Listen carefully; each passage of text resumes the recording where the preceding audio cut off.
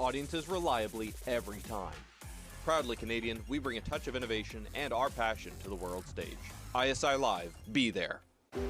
Dès l'année, territoire du Nord-Ouest, le berceau du hockey. On y trouve une communauté riche en histoire et en tradition que Quaker voulait surprendre avec une toute nouvelle cantine déjeuner Quaker dans son aréna.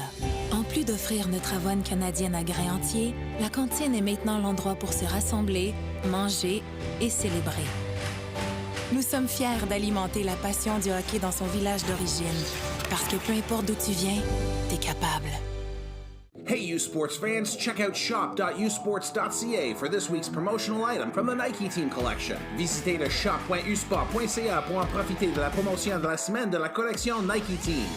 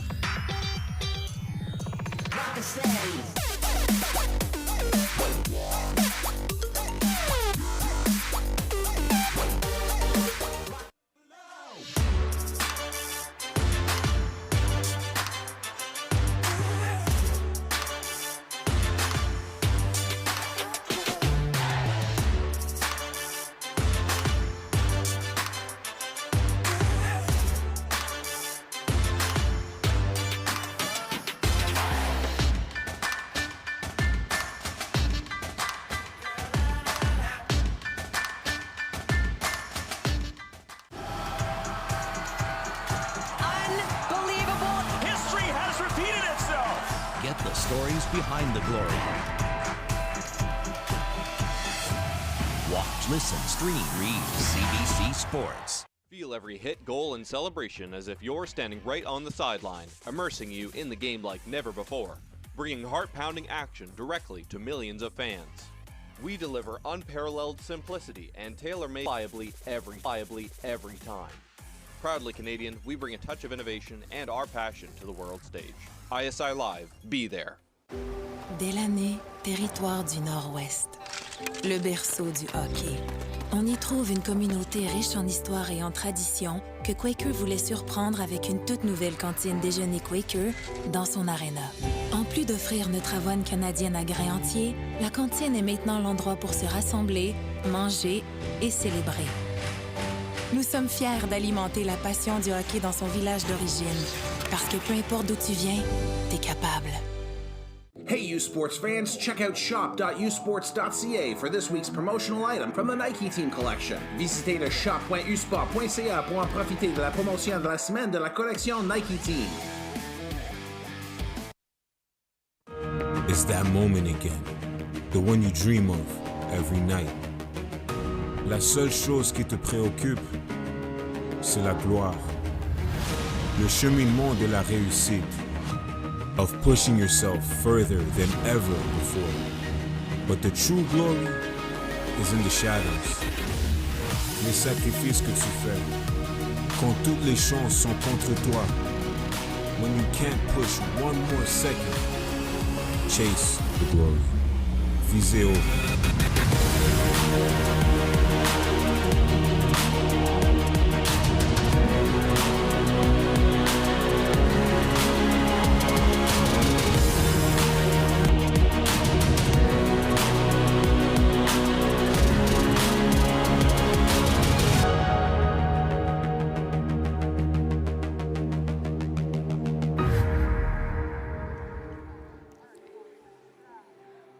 In Hamilton, Ontario, the first semi-final, either Laval or UBC will advance to play for the national title. The other will fight for bronze on Sunday, but right now, 90 minutes and potentially more will be needed to decide who will get the coveted spot in that gold medal game. And when it comes to players to watch, Mathilde Rousseau, a fifth-year defender, is one to watch here. She's also very familiar with this UBC side, as she felt the sting of defeat when they lost 1-0 in last year's final. She played in that match. She had an assist as well in their quarterfinal victory over the Capers, which was a seeded upset given that Laval, the RSEQ finalists, came in ranked 5th, and they took on the 4th-ranked AUS champions to earn their spot here. So Mathilde Rousseau also picked up a yellow card, so plays with a little bit of an edge as well.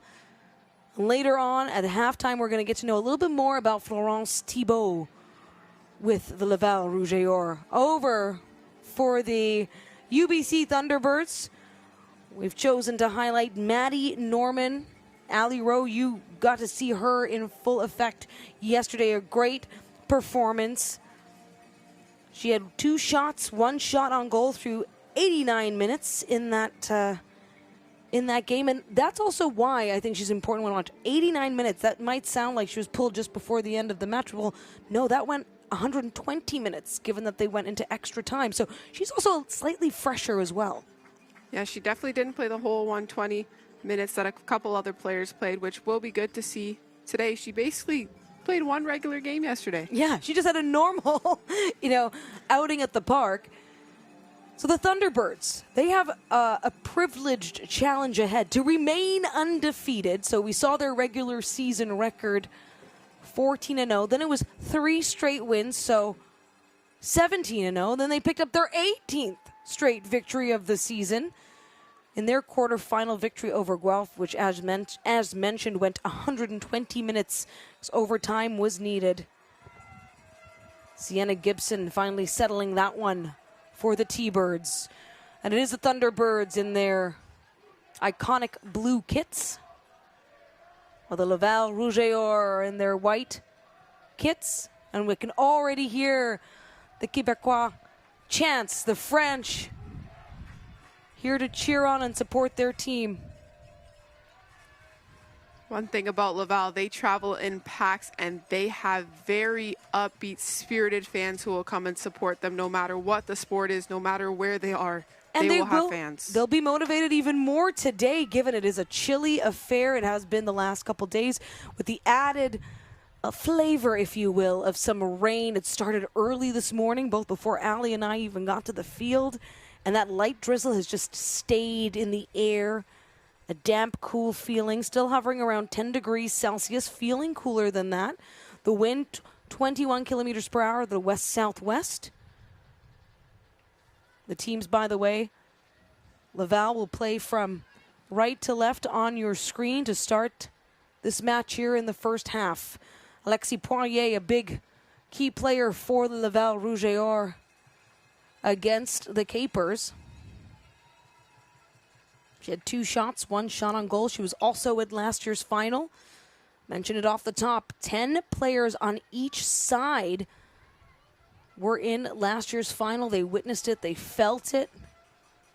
Do have a number of rookies here for the Laval Rouge et Or, and that's a reminder. This is a new team. You have to think, Ali, revenge on the mind. They want to be fighting for a national championship come Sunday. As does everyone. That's what's going to make this such a good game, because they're both going to be fighting till the finish. They both want it. We've seen the fight yesterday, and it's just going to continue today even more. To the far side, it has been dark and a little bit gloomy throughout the day here in Hamilton. Saw a little peak of sun coming through during the second consolation semifinal. By the way, just to put a bow on this morning's activities, it'll be the Cape Breton Capers taking on the Toronto Varsity Blues in the consolation final tomorrow. We'll tell you more about the timing there, but they will both get to play at least one more match, and that's what it's about. Also finishing with the highest ranking possible in the consolation bracket, which would be 5th place. Goalkeepers for today for the Rouge et Or and Gabrielle Pouliot. Watching on right now, it's out to touch on the far sideline. Pouliot faced 5 shots on target by the Capers and came through with 4 saves.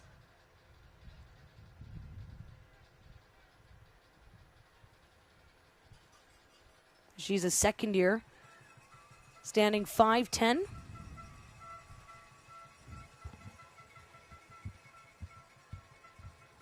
Different goalkeeper for the Rouge et Or this time in this rematch of last year's final was Anne-Marie Laroche. And Ali and I had a chance to just kind of go over the numbers one more time of last year's final, which took place in Halifax. And it was a little bit shocking to see how the shots stacked up, because when it came down to it, UBC only had 2 shots on target, but 1 broke through and it was enough to win their second, become back-to-back defending champions, U Sports Women's Soccer. It's crazy to say, but all it takes is that 1 shot. You could have all the shots you want, but if one of them is on net, that's all you need, really. We saw just before the ball going out of bounds there, Tea Deni, number 6 for the Thunderbirds, Toronto native. She had the assist on that lone goal for the championship, helping Sofia Ferreira. And it was an added time of the first half. Just a reminder that it's not the end until you hear the whistles.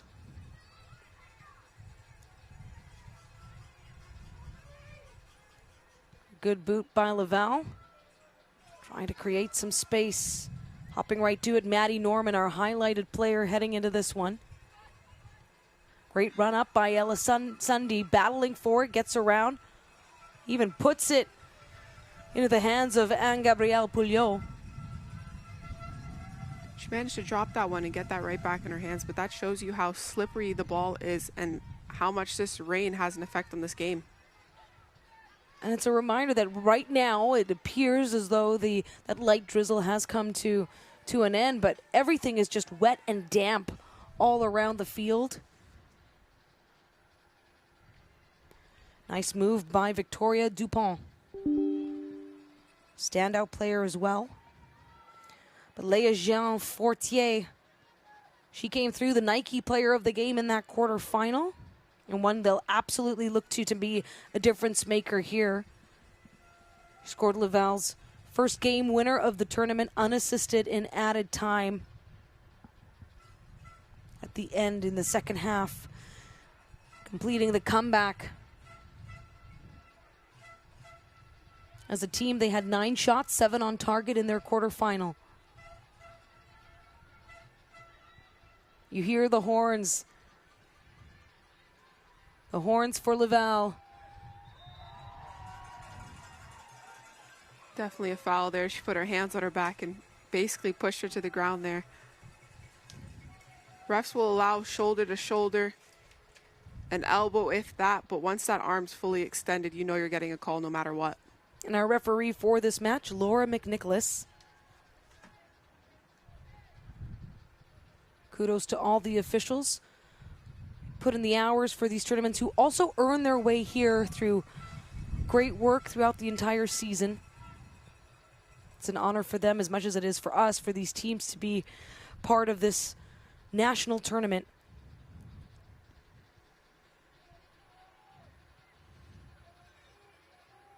UBC have to feel confident, connected. You haven't felt a loss this season.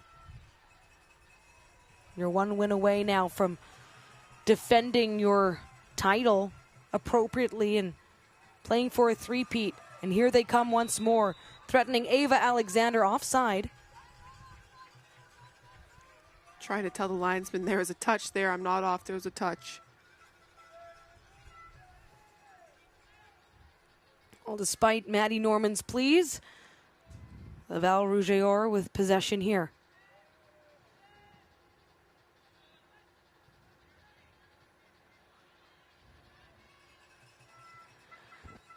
Ali Rowe in an analyst chair with me throughout this entire tournament. Thanks so much for being here. Also, the 2024 U Sports Women's Soccer Player of the Year, and you've felt the sting of losing to UBC. I'm sorry I have to bring it back up, but you made it into the semifinals last year. It's okay. It's okay.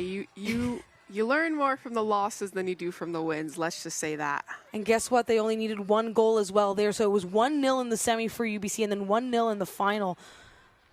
Just goes to show you just got to make that moment count when you get there. And as you explained to me That goal happened 2 minutes before the end of overtime because, of course, it was 0-0 heading into that. I was really looking forward to PKs, too. I thought that would be... You're like, it's coming. It's on the way. I'm so sorry for that. I mean, obviously, UBC fans here, and they go, I remember. I was there. No worries. I just thought it would have been an interesting matchup to see everybody in PKs also. Who doesn't like going to PKs? A little more drama to the game. You know, that's the one flourish of drama we have yet to see. We have seen it all in terms of comebacks, teams dominating. In fact, so far, the most dominant performance we've seen by a singular team in this tournament was the final quarterfinal, Montreal Carabin over McMaster. But then again, in a lot of ways, Carabin having an opponent that on paper was absolutely the underdog coming into this. The host team were knocked out in the OUA quarterfinals.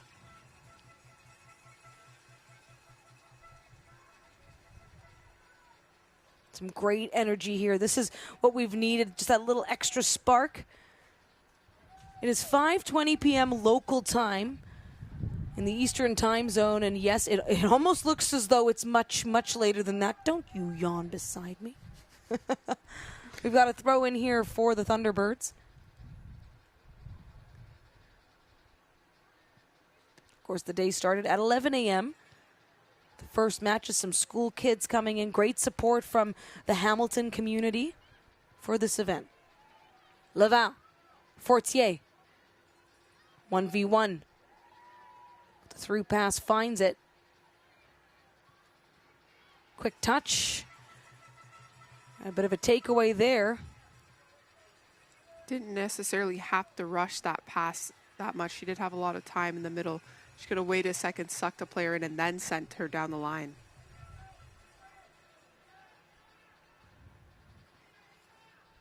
For those who don't know, Ali Rose, 77 goals in U Sports in the AUS. So you know a thing or two about making these big moments happen, and the patience, the timing. I mean, I'd like to think so, but... I'm putting it out there. I'm saying it right now. Guess everybody has their different opinions, but I'd like to say I could finish.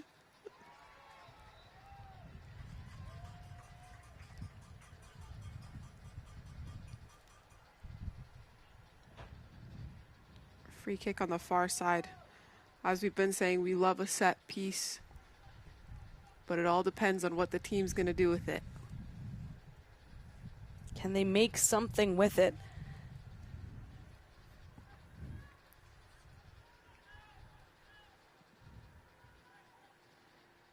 Under the bright lights here, the lights that have been on all day, given all the cloud cover.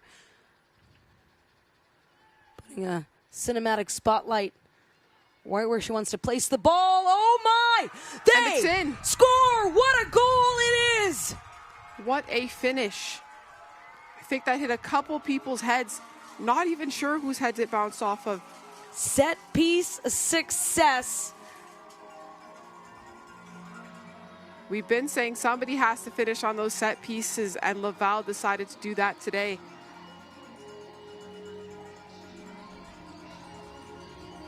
What a great ball.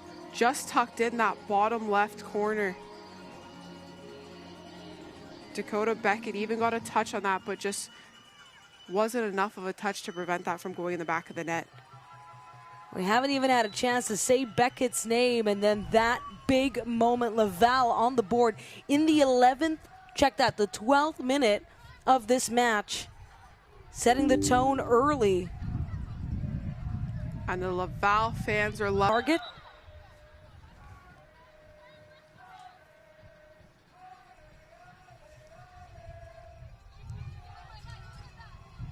It's going to be some of the best chanting we've seen throughout.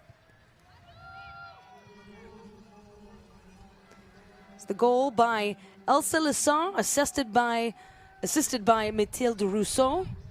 It's like these players to watch are listening in.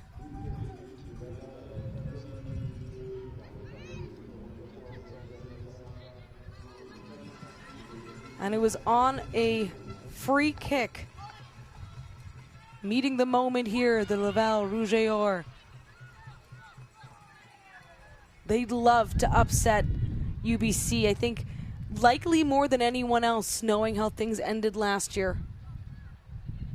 But the Thunderbirds, you don't become an undefeated team through a season, through a postseason, without knowing how to respond. You could see the rain and mist. Just relentless, just that little bit of moisture that's been ongoing throughout the day, at times actually coming down in rain. Florence Thibeault allows Pouliot to collect it. So Dakota Beckett, who we just saw concede that goal in the UBC net, had 4 saves in last year's championship, and that was enough, again, to get that second straight title.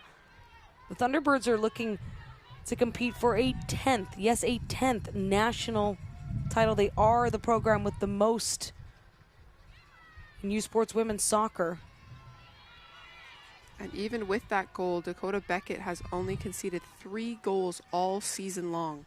Yes, that includes the playoffs. Actually, that's from the playoffs on, because there was none in the regular season. A clean sheet queen.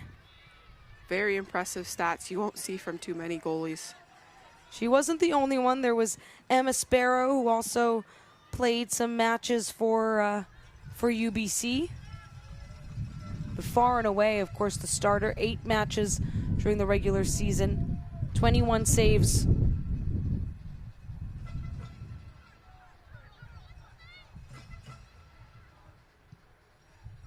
What a way to start on the front foot, but Jada Thompson will have some other plans. Watch out, Sienna Gibson. She had yesterday's game winner, trying to find Thompson once more in the box.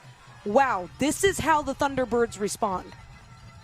That was great from the Laval defense, all collapsing in, making sure they track back, get into position before they try to send the ball out to prevent any mistakes and hitting that back towards their own net.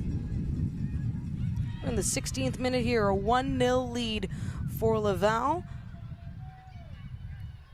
After a set piece delivered by Mathilde Rousseau and then scored by Elsa Lassar, and we do have a player down. Slightly late call between both sides. That's Victoria Dupont. She did manage to get the pass off. Just slightly late tackle, taking out the legs. And a goal and an assist through 10 games in the regular season.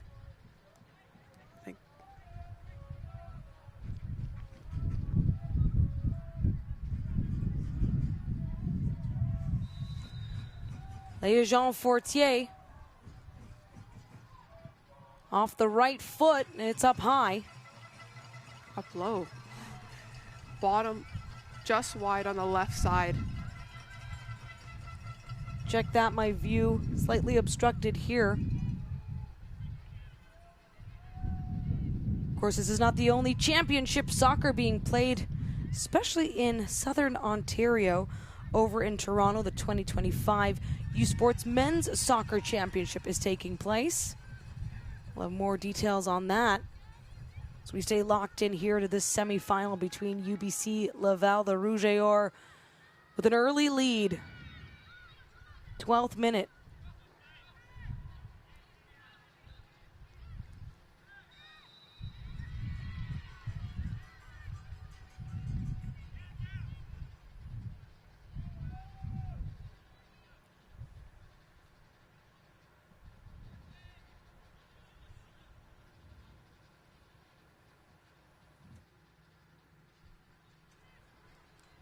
Some patience here. Laval really settling in now.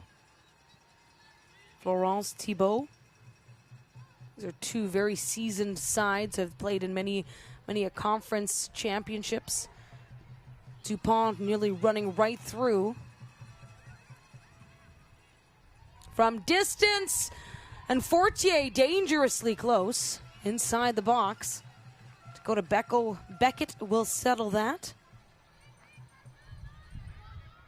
Great opportunity. Unfortunately, just slid right under her foot, because we said the ground is very slippery today.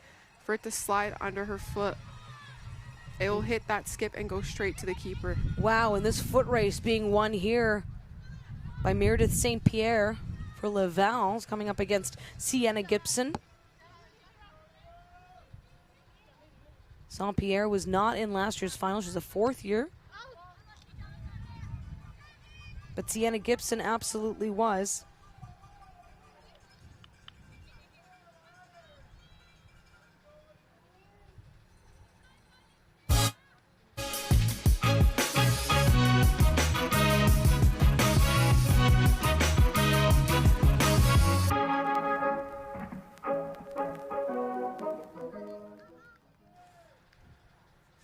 In the 20th minute, first semi-final of the 2025 U Sports Women's Championship at McMaster University, Ron Joyce Stadium, a beautiful venue.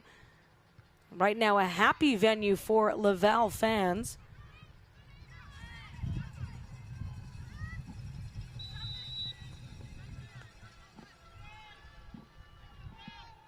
So UBC has conceded the first goal in both of their matches. Never mind, they actually opened scoring, rather. Apologies, they opened scoring against Guelph, but then the game was tied on a penalty kick. There is a wind, at least up high, we're seeing here. Beautiful delivery, it's in the box, it's up. Pouliot goes to punch it out. Staying with it is Gibson. Maddie Norman as well. Just looking to control. Stay on the attack. Zoel Apps. The beautiful strike. Pouliot not taking any chance on those balls in the box, just punching them out, trying to get them as far away from the net as possible. Tested early and often here.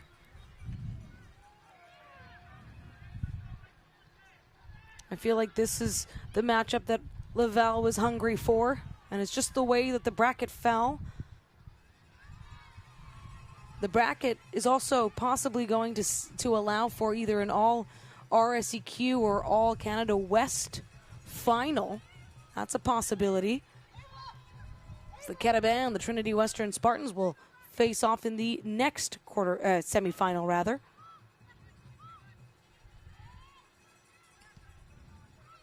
Right now, looking for the equalizer. Can they do it here in the first half? Sprinting to meet it, Holly Whelan. She had their opening goal in the 55th minute yesterday, unassisted. In all, had 3 shots, 2 on target in that quarterfinal. A good stop there by Pouliot. Laval really trying to hold that line and make the UBC Thunderbirds offside, but they're not playing the whistle, and even you can count on the referee, but if they don't see the offside, or if it's actually not offside because you're so focused on holding that line, you're just letting them in free on the net 1v1 against the keeper. A very lively Laval. We're going to reset here, Thibeault.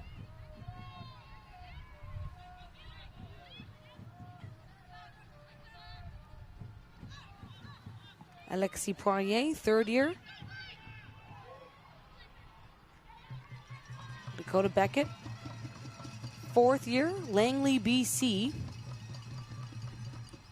Stands 5'11". One of the taller goalkeepers amongst those here.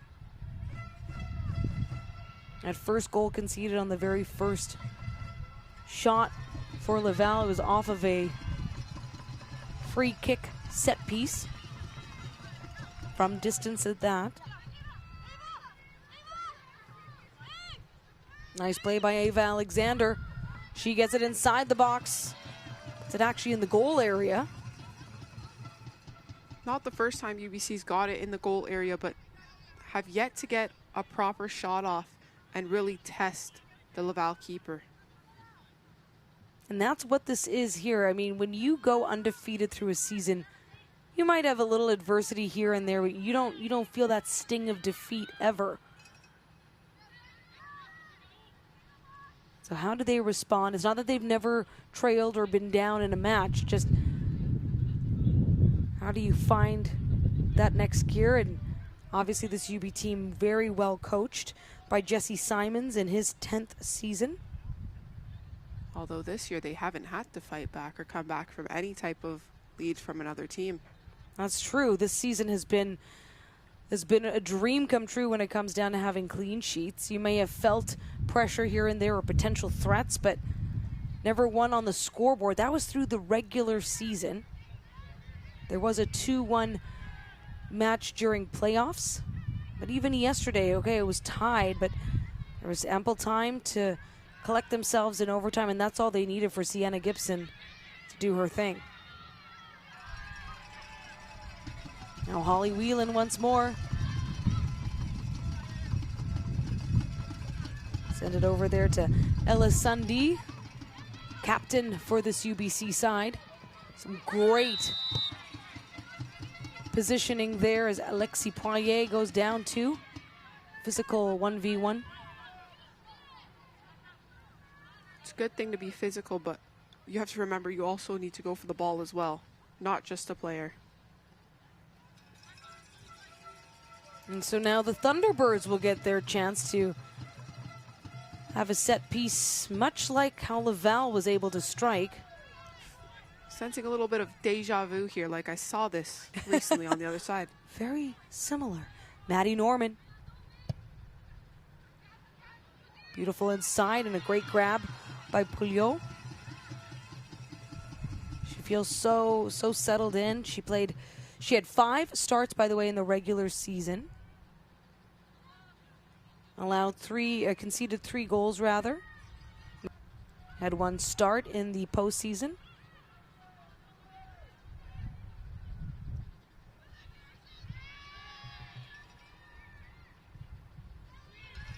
What a ball. Oh boy, in they come. Not sure what exactly happened there. Looks like it got caught up in Thompson's feet and flung behind her. Oh, such beautiful placement there for Thompson to go through, and she's been very solid throughout the season for UBC. 4 goals, 5 assists in the regular season. 2 of those 4 game winners. 28 shots, 12 on target. Little less so in the 2 starts she had in playoffs. 2 shots total.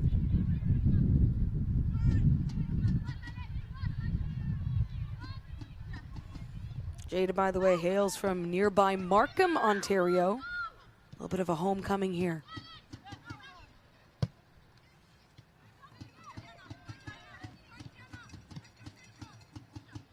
Patience from Norman. She was the playoff leader for the Thunderbirds, and you're seeing that shine here. A goal and an assist for 3 points.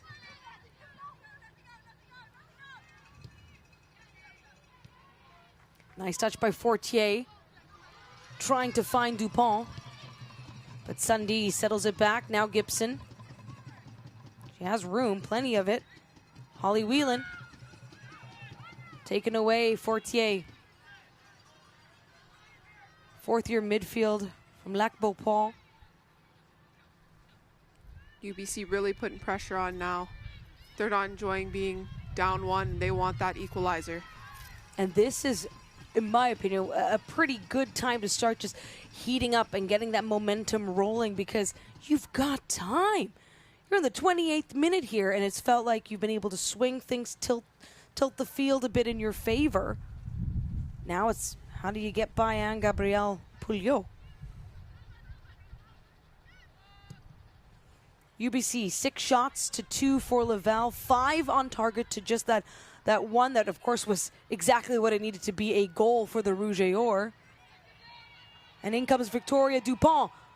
She's got the speed. It'll roll towards Dakota Beckett. Not entirely sure if she was looking to get a shot off there, just slip it behind the back line. It felt more like she was trying to slip it, yeah. Just wasn't enough slip on that one. Right back down the other way, the T-Birds. I believe, Ali, it was, you made a great point about the speed that this team has. Same too with the Montreal Carabin. They are the number 1 and the number 2 seeds coming into this, and speed is absolutely their strength. Because it's being able to do something, right, with that speed. The speed right there showed from Thompson was quite impressive running cross pitch. CBC is your home for the Vanier Cup playoffs. Those are coming up. You can catch the 2025 UTEC Mitchell Bulls, but right now you can catch it off the crossbar. Another. Oh, Victoria Dupont's going to want that one. Still a close call. Great way to turn the body and get her body over that ball to not send it over the net. One thing we always say is we'd rather you miss wide than over. In the 30th minute, some added excitement there as Laval looked to double their lead. And this is the thing about sports. It doesn't matter how many numbers, what the kind of volume you put on. If you're a team like Laval and you're able to capitalize when you do get the opportunity. One thing about soccer, you have to be patient. It's all about patience and choosing your moments. You're not necessarily going to attack the whole time. Oh, Leah Jean Fortier, what a big block. And then she tries to get around, goes down. Most definitely There's the foul. call, yes. Oh my, the fans on their feet. There's no way you're able to obstruct her from that ball and that scoring opportunity. Just a clear foul. And not a foul you want to ideally take inside the 18-yard box.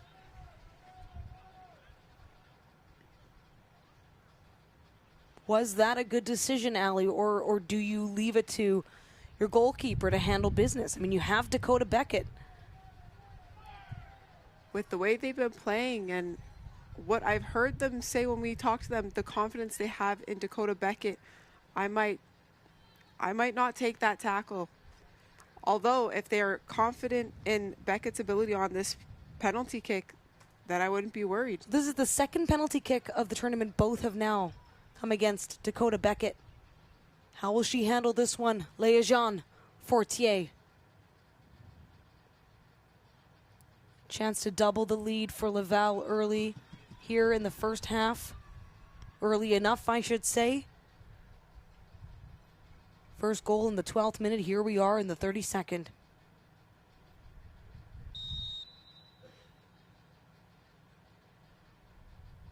Fortier. For Laval! She does it!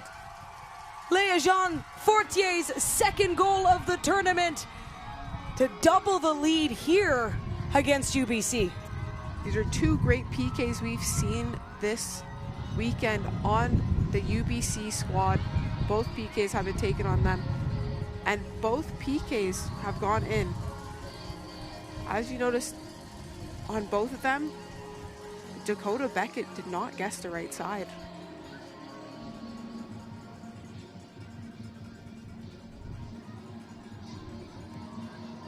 Cool, calm, and collected, well placed, bottom left corner.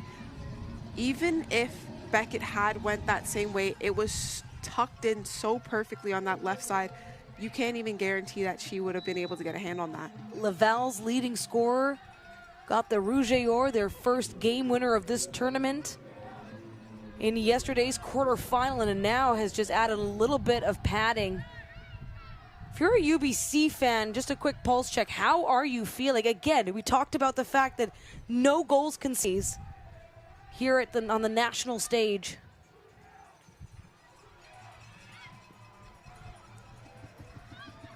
I'm sure all these Laval chants just have them fired up. Oh, but Whelan, she'll go. The nice feed, good stop. Oh my, Jada Thompson. Great composure from Jada Thompson to take that touch and even a second touch before placing that bottom left corner, and so well placed. This is incredible, a 2-1 match. What a way to respond. The Thunderbirds knew we can't allow this to linger too long. Again, what a great look from Whelan. She just sees the angles not right. A touch from Thompson, a second touch to get it out of her feet, and perfectly placed bottom left corner. And you could see the Laval players just trying to close into, which actually gave her exactly the space she needed. Oh my, talk about an electric match. Within the first 35 minutes, we have 3 goals combined, and just seconds after a penalty kick successful by Léa Jean Fortier, Beckett able to control that one. Again, in soccer, we always say it's right after a goal or something big happens. The 5 minutes after that is where usually things start to get a little messy. How about this? 7 shots apiece in this match so far. 6 on target for the Thunderbirds, 4 for Laval. No corners yet, by the way. Set pieces coming on some free kicks. Which is surprising because this has been corner kick central. So I had to mention it just for you, Ali. Our favorite corner is getting a bit of a break here in this first half, the most thrilling so far. And this is the most scoring we have seen in the first 45, by the way, in any match so far in this tournament. Nice header for UBC as it rolls towards Pouliot, and she... That was very close. Sprawls, yes, absolutely. But no worries. Ava Alexander does a great job to avoid the keeper. She went for the ball, but still avoiding the keeper to avoid any injuries. And with that goal for UBC, has 2 shots on target already in this match.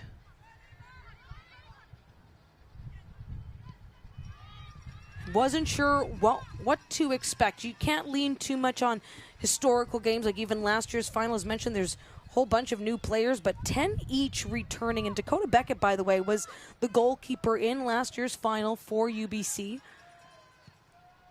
And so for Laval to not only get 1, but 2 by arguably one of the best goalkeepers in the country.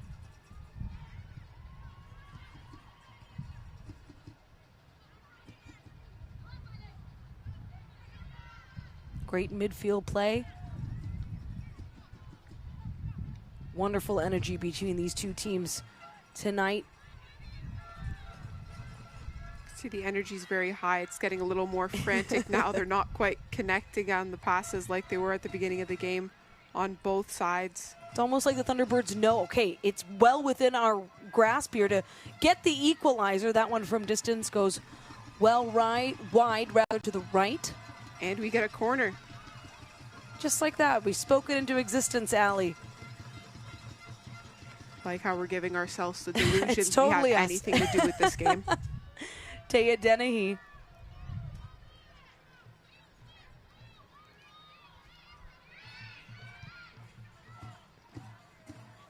Sends it along the ground to Whelan, who puts it up ahead.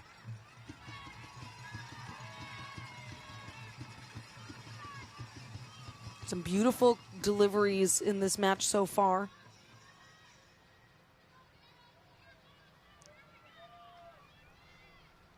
UBC putting somebody back post, quite far back post, just to get that ball back in, just in case it goes too far. So another corner this time.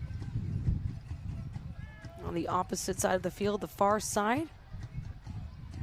She is kicking into a well-lit spot.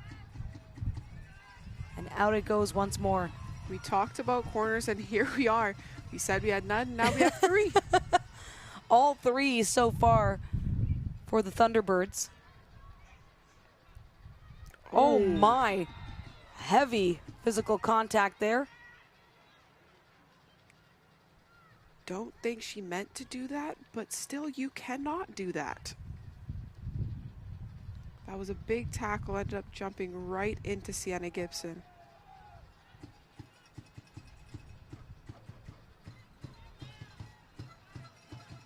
This is set piece central down at this end of the field, putting Laval on their toes under pressure right now. UBC with another opportunity at goal. Sophia Abiera has come off the bench here, not one of the starting. Down. Just maintaining some control in this game as it is early and very tense. Laura McNicholas, the referee, a good clear. Although there's the whistle once more. No, check that, we play on. We're bringing the ball back for the foul. And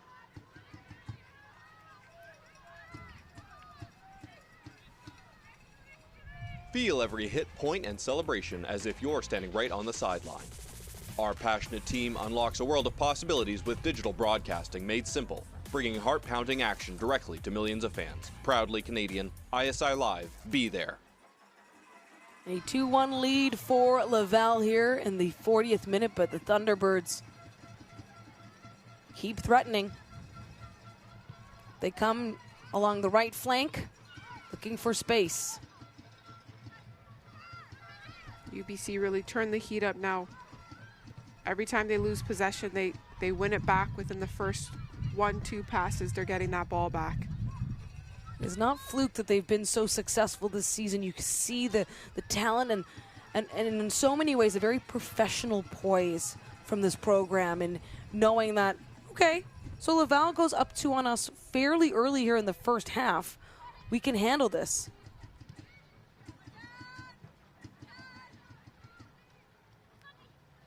The captain, Sundee, to Norman. UBC with the throw-in.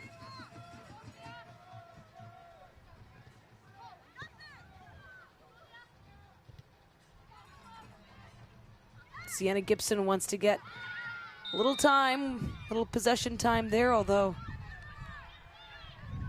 once more some tough contact here.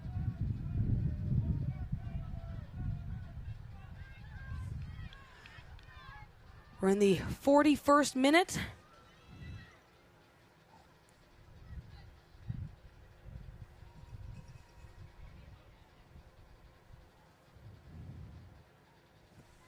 It's not just about the victory. It's about the moments leading up to it. BioSteel, the fuel behind every victory. If you're just joining us, this is the first semifinal in the medal round. Number 1 seed UBC Thunderbirds finding themselves trailing 2-1 to the Laval Rouge et Or.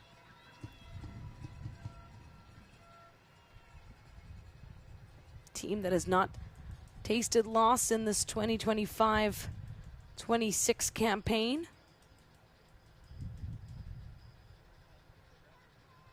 Allie, you know these teams well. You've played against them as a member of the Cape Breton Capers. You know, what can you say about this? I mean, especially when we look at just how physical. I anticipated that it would be a match kind of this way. Just a second look at that, and just the way she got caught between those 2 UBC players looked like her leg may have gotten a little twisted up. Not an ideal collision. Oh. As difficult to watch, Geneviève Girard played 41 minutes, had the start yesterday. Started here as well and played in last year's final against the Thunderbirds. As you were saying, these are 2 very good teams, and they're kind of different in how they're good. UBC plays quick. They're well put together. They know exactly what to do, whether they're up, they're down. They're always playing together as a team. Where Laval's very physical. They play fast. They want to get up early and kind of put the pressure on the whole game. Of note as well for the Rouge et Or, we didn't get to it right off the top because everything started happening so quickly between these 2 sides, but Amélie Grandin is not in the lineup. She's not dressed, out with an apparent injury. She played the full 90 against Cape Breton. She was also in that final last year, and we know she'll be missed as a midfielder for Laval. It is unlikely at this juncture that she will be back playing on Sunday.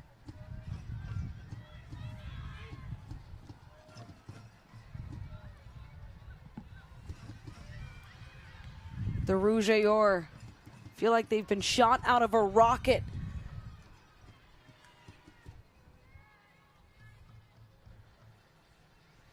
Laval really not giving UBC any room to breathe. There's pressure all over. They're collapsing in everywhere. The Thunderbirds facing their greatest adversity here on the national stage, as to be expected.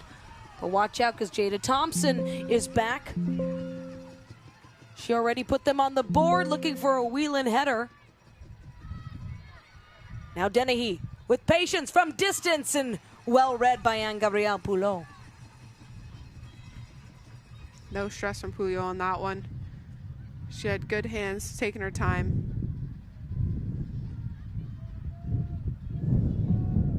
But Dennehy well poised and positioned to take that shot.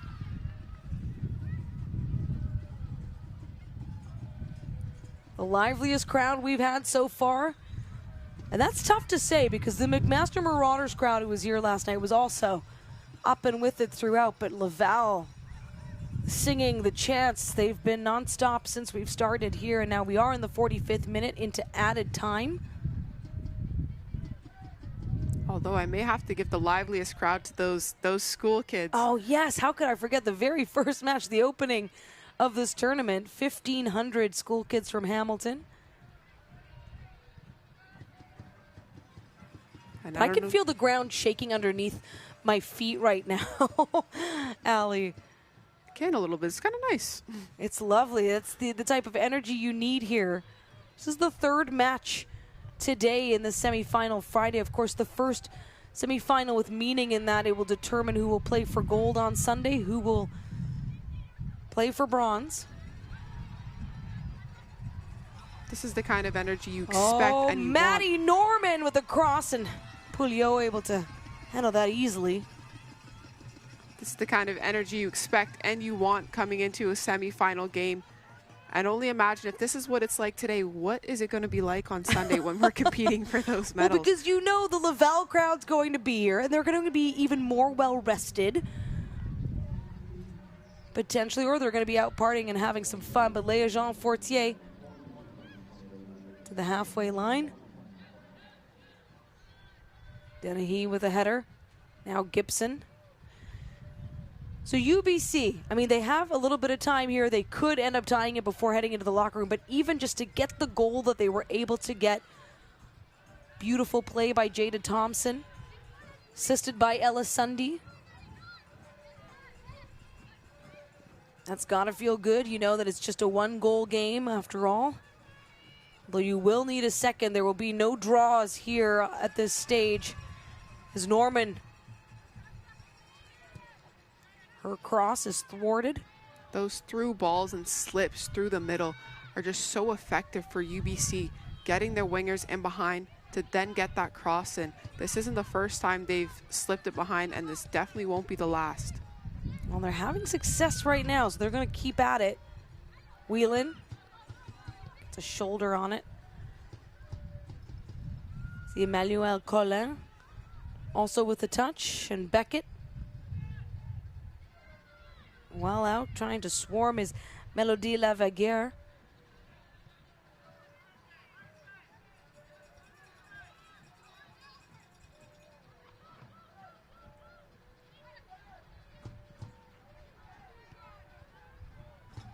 Whelan with some beautiful footwork.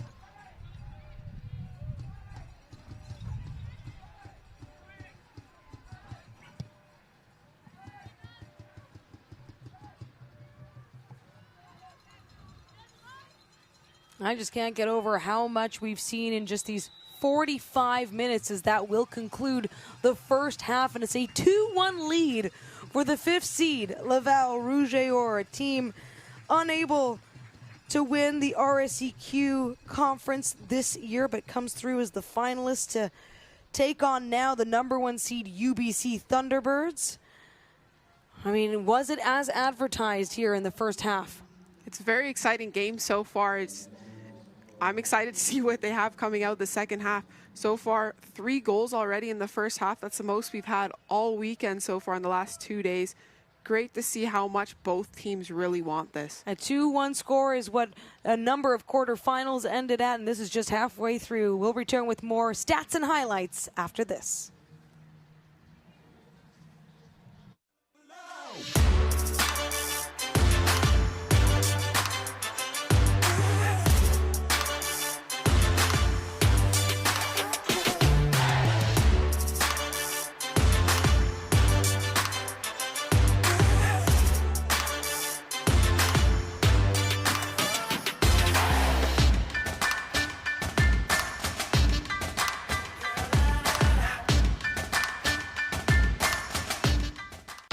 not just about the victory. It's about the moments leading up to it. BioSteel, the fuel behind every victory. Delaney, Northwest Territories, the birthplace of hockey. Here, you'll find a community full of history and tradition. A community that Quaker surprised by transforming their arena kitchen into a Quaker breakfast bar. Stocked with our Canadian whole grain oats, it's now a place to gather, to eat, and to celebrate. We're proud to feed the passion for hockey in the place where it all started. Because we believe no matter where you're from, you've got this. Unbelievable! History has repeated itself! Get the stories behind the glory. Watch, listen, stream, read CBC Sports. Thirsty? With 5 essential electrolytes and 0 sugar, BioSteel is the game changer you've been looking for. All of the good stuff with no extras and no gimmicks. Just clean, healthy hydration. Trusted by pro athletes since 2009. Steel sharpens steel.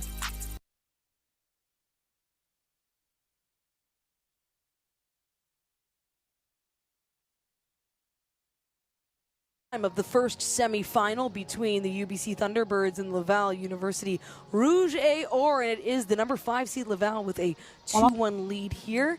And Florence Thibeault is a key member of this squad in her 3rd year, a defender with now 2 straight national starts in this year's tournament. We had a chance to catch up with her before the 2025 U Sports Women's Soccer Championship. Mon nom, c'est Florence Thibeault, je suis défenseur pour l'Université Laval.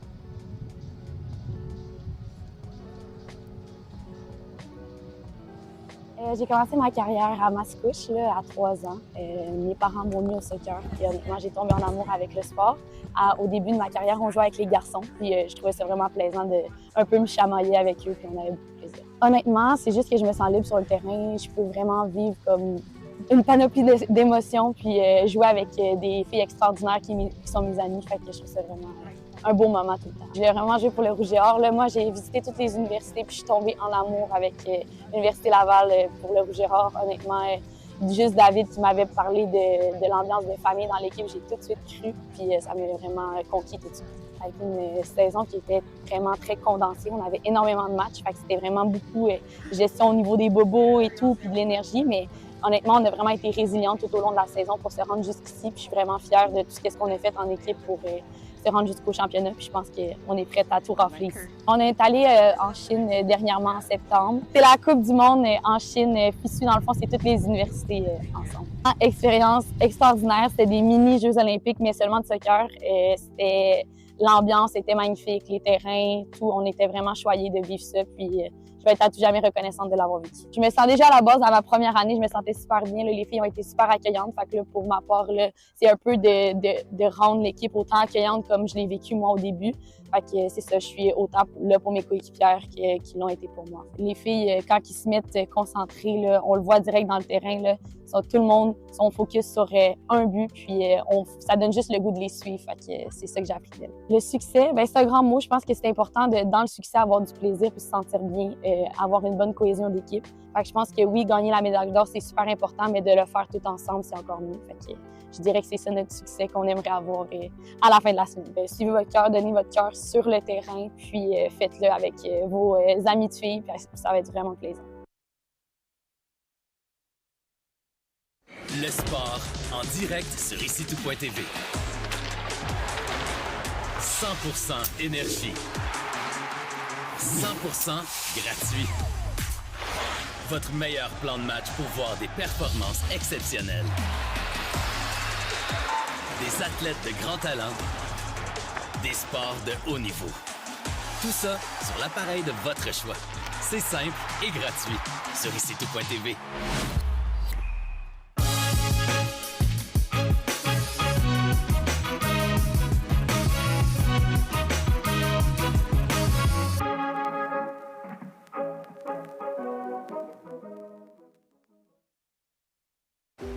Delaney, territoire du Nord-Ouest.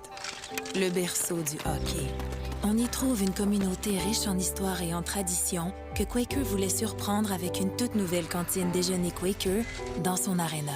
En plus d'offrir notre avoine canadienne à grains entiers, la cantine est maintenant l'endroit pour se rassembler, manger et célébrer.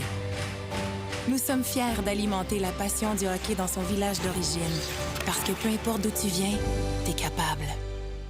Hey, U Sports fans, check out shop.usports.ca for this week's promotional item from the Nike Team Collection. Visitez le shop.usport.ca pour en profiter de la promotion de la semaine de la collection Nike Team.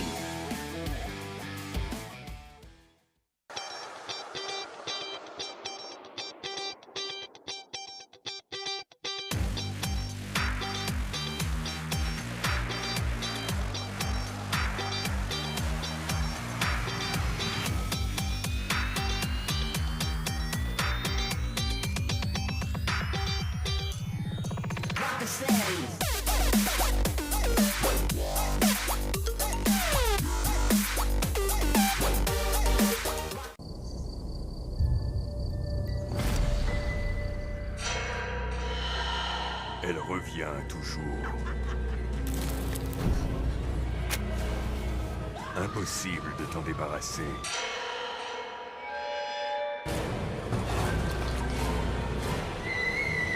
Nicotine. Si elle entre dans ta vie, elle ne te lâche plus. Même consommée occasionnellement, la nicotine peut provoquer une dépendance.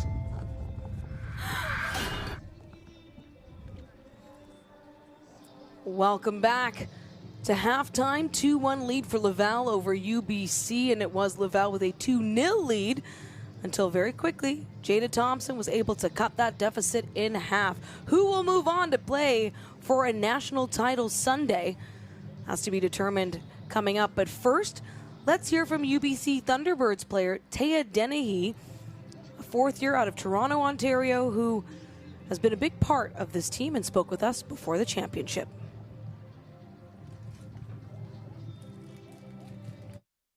Hi, my name is Tea Deni. I'm a midfielder and I play for UBC Thunderbirds.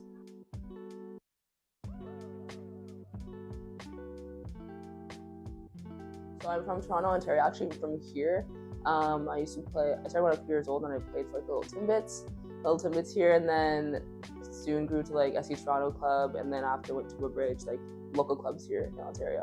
We're huge sports people, actually like huge soccer people in my family, and my brother started playing when he was younger, and I just like followed in his footsteps. It was like I tried other sports, didn't really like it, and then I started soccer. And I was like, oh, it's just fun to run around with the ball all the time. So like I found it really fun, so I just kept with it. Yeah. I actually didn't know I wanted to play university until I was like 12, 13. Like it never was an aspiration of mine because I never heard about like women's soccer like going that high level. So then when I got into like higher levels of soccer, I heard like, oh, you can do this university, like you can do it, also professional. So I was like, okay. So then I heard about UBC and I was like, oh, interesting. So I like stepped with it. Yeah. Honestly, it's been amazing. I know we're 14-0, but honestly, it's like the experience has been amazing. Having like a bunch of rookies come in, creating new friendships, having old friendships from previous years, especially being a fourth year. I feel like I've been here for so long and like creating bonds with everybody's been so special. I feel like my confidence has probably grown. I feel like I wasn't as confident, especially from like first year to my fourth year. I feel like my confidence on the field, especially off the field, has grown as well. And like, I guess my calmness on the field as well, being confident in myself, has been huge for me. So yeah, I would say I'm calm. Usually some people also say I'm calm on the field as well, aggressive, doing my 50-50 tackles also. Like I just like support the back line. The back line really does all the work. I'm just like there. I'm like, okay, well, and especially Dakota, our keeper as well. So just like a support player, really.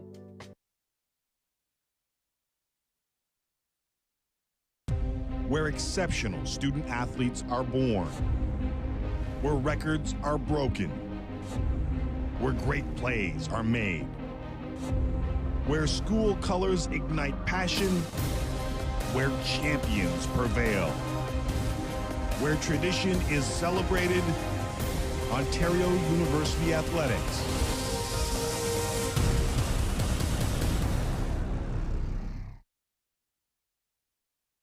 It's not just about the victory.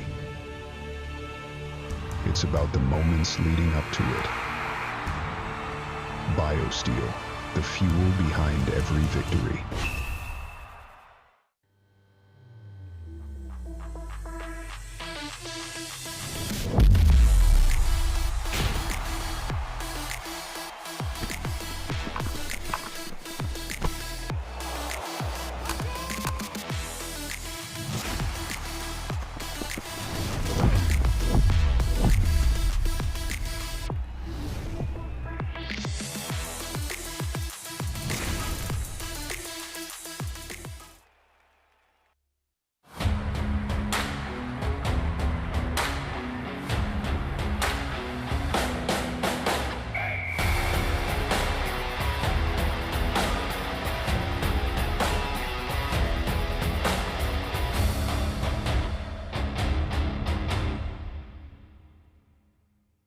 U Sports on CBC, presented by U Sport à Radio-Canada, une présentation du gouvernement du Canada, the Government of Canada, Nike, Fox 40, Veriburn Medical Supply, Les Bag Baron Rings, et par and by BioSteel.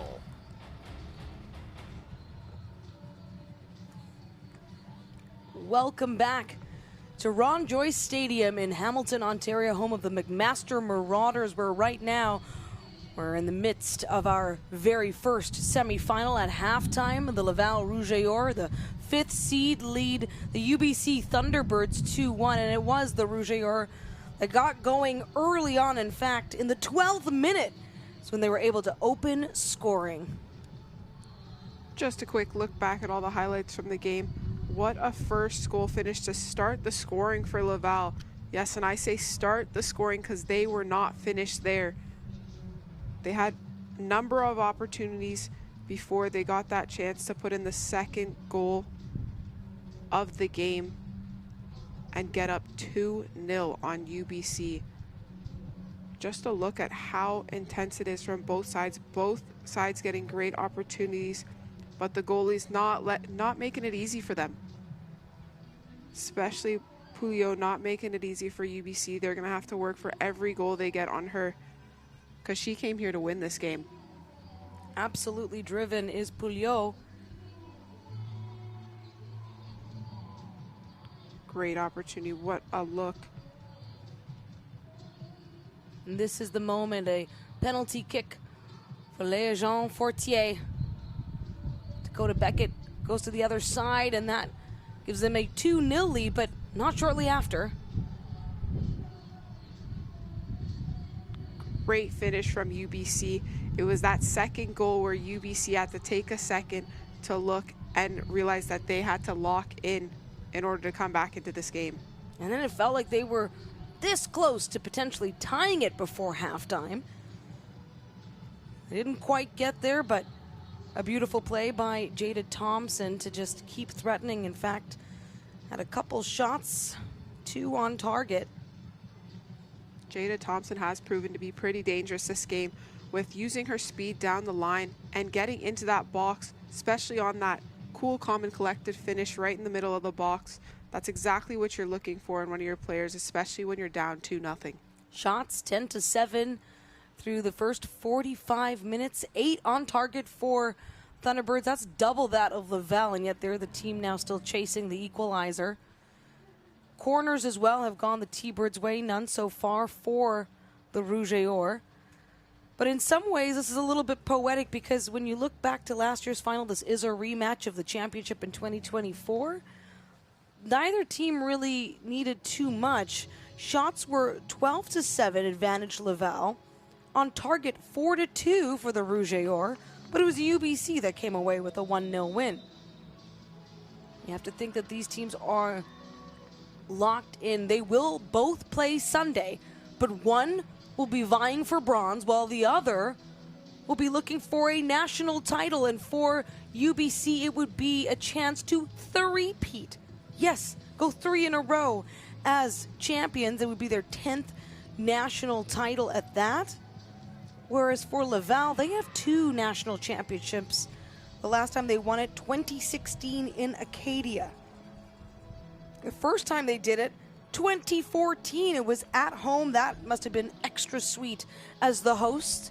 They took that 5-0 over Trinity Western. And the truth is that we could see a Laval Trinity Western final depending on how the 6th seed does against the number 2 Montreal Carabin. And depending how this game plays out. True, anything could happen, but 5-0 for a score in a championship game is a crazy score to get 5 goals in. Just dominance right there. Of course, they were the silver medalists last year. We've talked about them playing in the final, the national title, but yes, they are silver medalists. They'd love another chance to get to that final, rewrite history a different way. And given that the rematch of last year's championship is playing out here in the semi, that does guarantee one new finalist here in 2025. Who that finalist will be? will be determined in the next game. Ooh, I feel like Dakota Becker right now. I feel like number 20 on your screen as well, just jumping up and down. Mélodie Lavagar, and you just know that these two teams, they know the assignment here. They have to leave it all out on the field. You get a rest day as well, Saturday. Don't worry about tomorrow. It is about right now. The Rouge et Or feeling like the home team here in Hamilton as their fans have come out and made their presence known, chanting nonstop since the very beginning. This is where I give all the credit to the Québécois fans when it comes to hockey, soccer. They are so passionate. That's all you could ask for from fans, because really, they are the 12th player on the pitch. Hearing those fans chanting for you while you're playing, it really gets you going and riles you up for the game. You came all this way, you better make some noise, and it's a great way, again, to stay warm. We've talked about a little bit of the fall feeling in the air. The good news is that sort of light rain has come to an end here. Still 10 degrees Celsius, very cloudy, but there's a night chill out there. Wind has calmed down a little bit. It's 26 kilometers per hour out of the southwest now. But there were gusts earlier up in the high 30 kilometers per hour. Geneviève Girard, great to see her back out as well in the field. There was some concern as she went off in the first half on a little bit of a limp.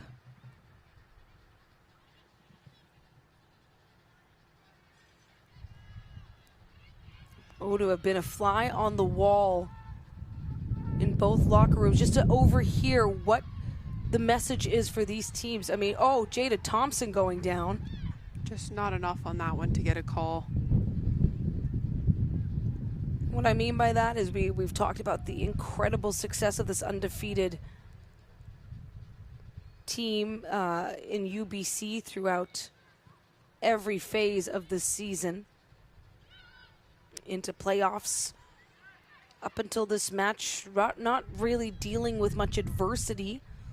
Sure, the quarterfinal was tied for a while. They had to go to overtime. Some number of their players playing 120 minutes. And by the way, if you've been following along all day, I mentioned earlier in the consolation semis that there was no overtime. It would go right to penalties. That is not the case for these matches. If this game is tied after 90 minutes, it will go to a 30-minute overtime, 15-minute halves, and then penalties if needed.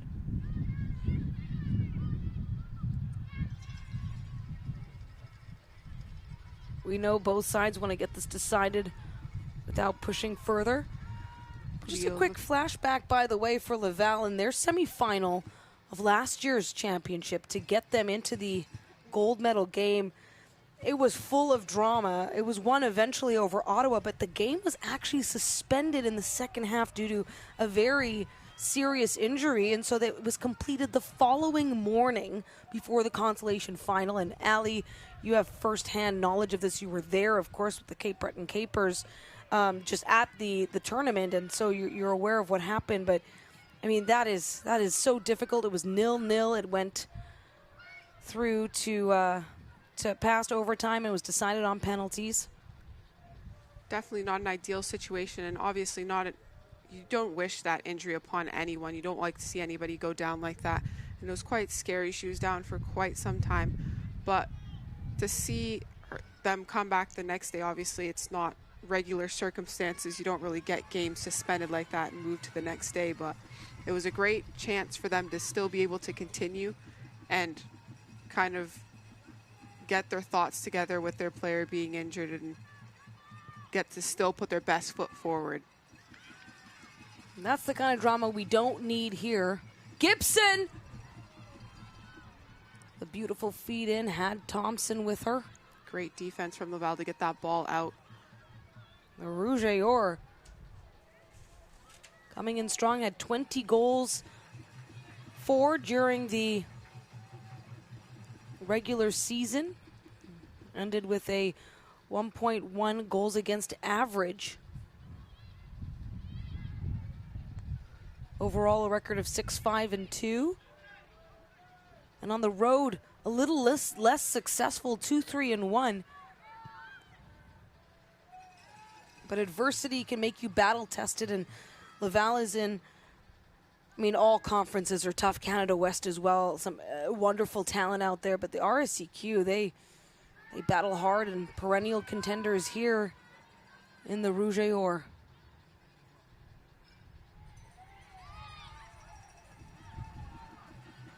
Some contact there from UBC. Can't argue with the ref that she's giving you contact when she was dishing out the same type of thing. Hannah Baines going in shoulder to shoulder in that tackle. That's Pouliot's 7th save of the match so far for Beckett. She's faced 4 shots on target, 2 saves.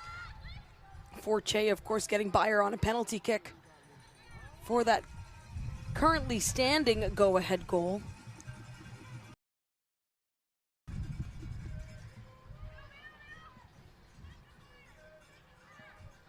One more match ahead that'll determine who the winner of this match will face Sunday. Unfortunate touch by Clark. Back to Laval.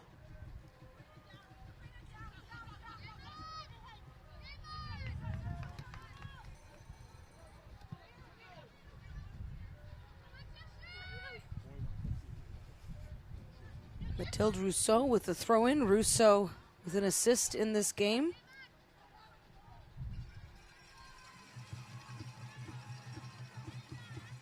Helped Elsa Lassar open up scoring off a set piece. It was a free kick in the 12th minute of this match. And to get it up ahead for a speeding UBC Thunderbird. You could hear the counting already out there from the UBC fans, counting every second that keeper has the ball in their hands. You have 8. You have 8 to release the ball.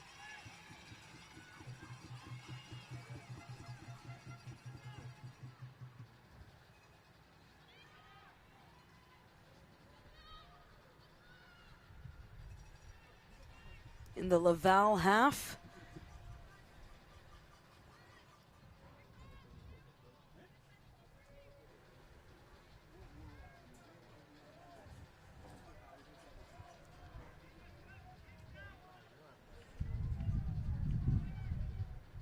A goal kick here for Pouliot.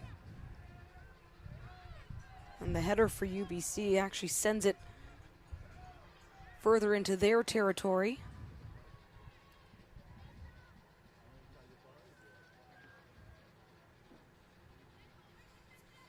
If you're just joining us, this is the 2025 U Sports Women's Soccer Championship, hosted by McMaster University.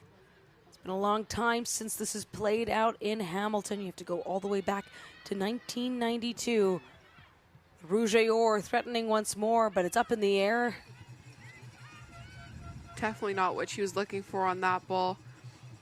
Saw the vision there, trying to get that high ball just over Beckett, but that one went a little too high and a little too straight up. She really got under that one. UBC, by the way, when we talk about how many national titles they have, 9, the most of any program in this country. And it started with the inaugural U Sports Women's Soccer Championship. It was under a slightly different name at that time. It was back in 1987 at McGill.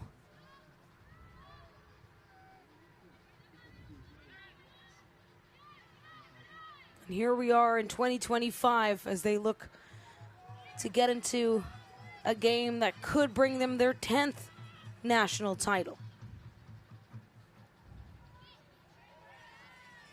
Sienna Gibson.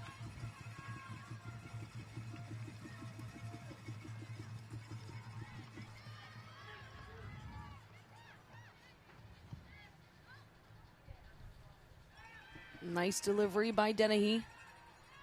It's a great ball, very dangerous from the Laval defense. Not something I'd like to let bounce and get in my box. I'm trying to clear that out as fast as possible. And even if you're not trying to head that out or clear it out yourself, you call the keeper out so they can get hands on that. In the 55th minute, and Pouliot placing it nicely into the UBC half.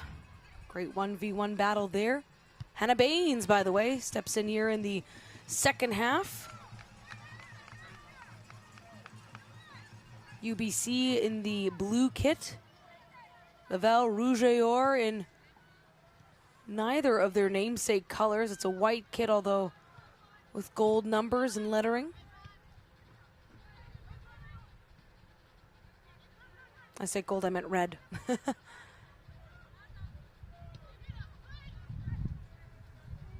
Heike Clark, who was one to watch throughout yesterday's quarterfinal for UBC number 3. She played the full 120 minutes, gets the start here. Now more visible on this side of the field, but Hannah Baines has to watch it as her tape on her thigh is starting to unravel slightly. You can see her tape. She actually tried to rip it off, but she can't get it, and tried to tuck it into her sock, and it's just not working out for her. She may have to step out of position quickly here if she has to attend to it, as it's now dragging on the field. Either way, and they come to play.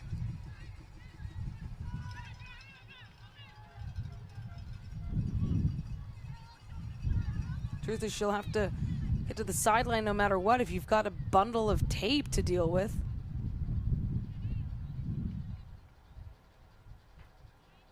Referee just sort of watching on here as this unfolds.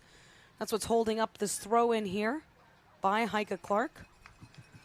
Heike Clark, who played with Markham City not far from here, hails from Ajax, Ontario, and a rookie with the Thunderbirds.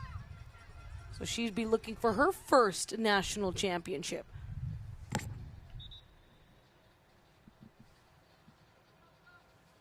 This is an unfortunate delay here, unintended.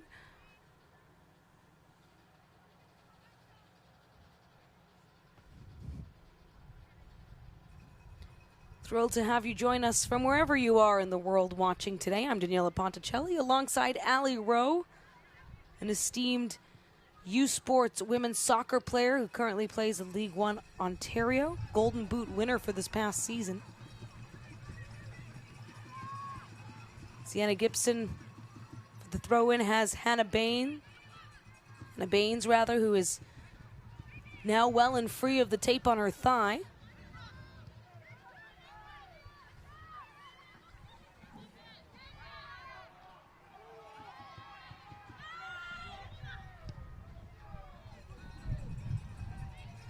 Through the legs of Gibson, the Rouge et Or.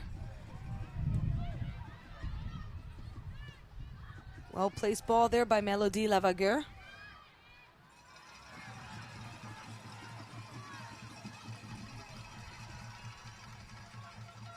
Jada Thompson running up on the right side.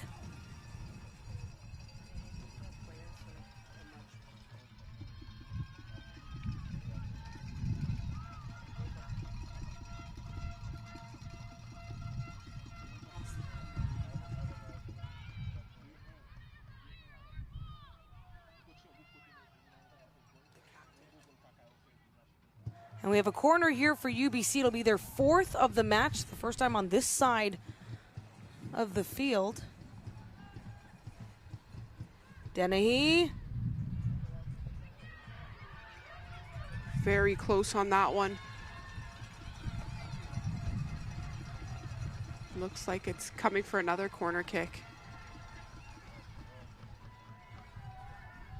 Another corner it is. This is what happened the last time, too. They were able to get, it was 3 eventually back to back.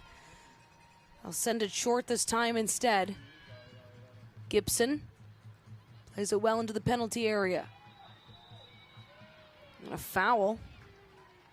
Offside, actually. Or offside, rather.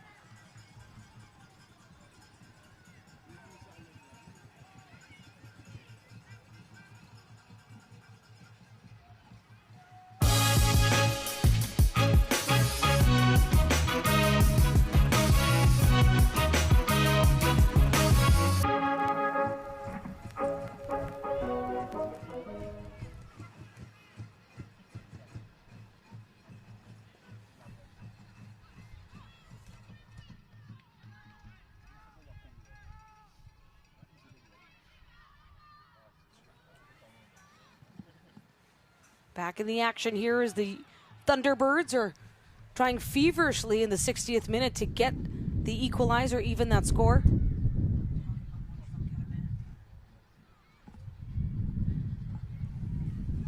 Into the box, Jada Thompson.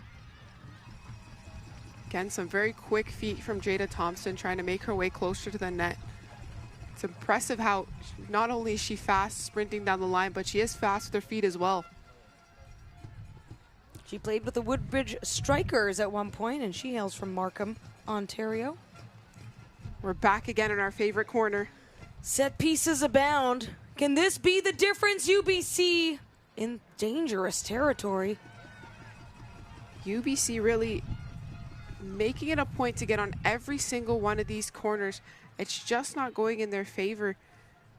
Not getting the best angle towards the net, but still managing to get the first touch on every one. So Deni once more. Off the right foot, rolls out past the end line. So again, now a total of 6 corners, but you had 3 in a flourish in the first half, then another 3 sequentially here, unable to get past Thibeault. Again, all these corners for UBC, not one corner for Laval yet. And they haven't needed it. They did get a penalty kick, and that right now is the standing difference in this game, the second goal.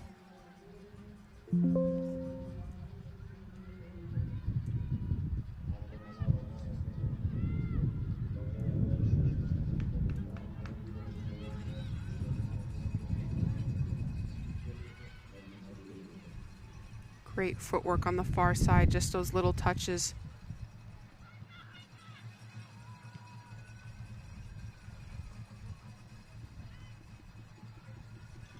Into the midfield. You can feel that little bit of almost anxious energy that was coming off of the Thunderbirds late in the first half when there was this buzz around potentially could we tie it. Now Hannah Baines trying to set up her teammate for success, just out of reach for Thompson.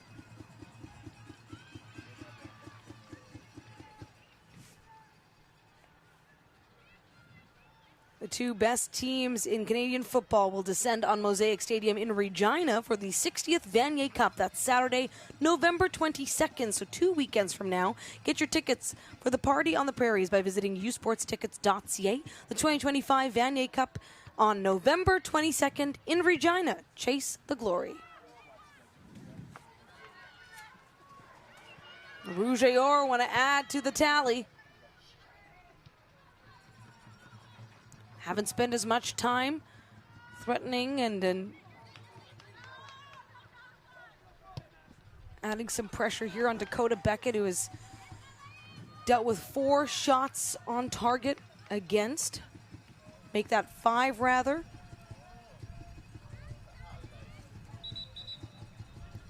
Like we said before, there's nothing wrong with a little bit of a safety net. Laval's not just going to sit back and wait.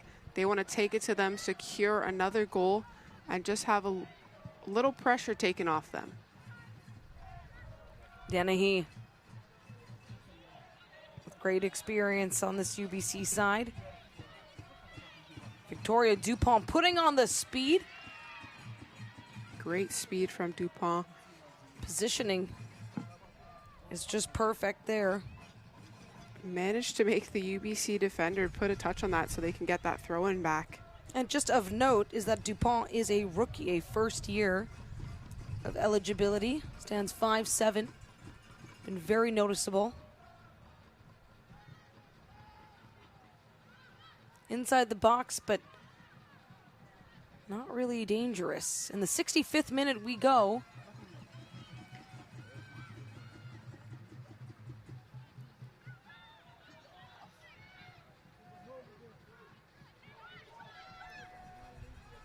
Heike Clark for the T-Birds, over to Sienna Gibson. Unfortunate touch by Sienna Gibson, trying to look down that line, but just hits it out of bounds. Vancouver native. In her second year, she's been so fun to watch. Had the most shots overall for the Thunderbirds this season, 39, and 21 of those on target.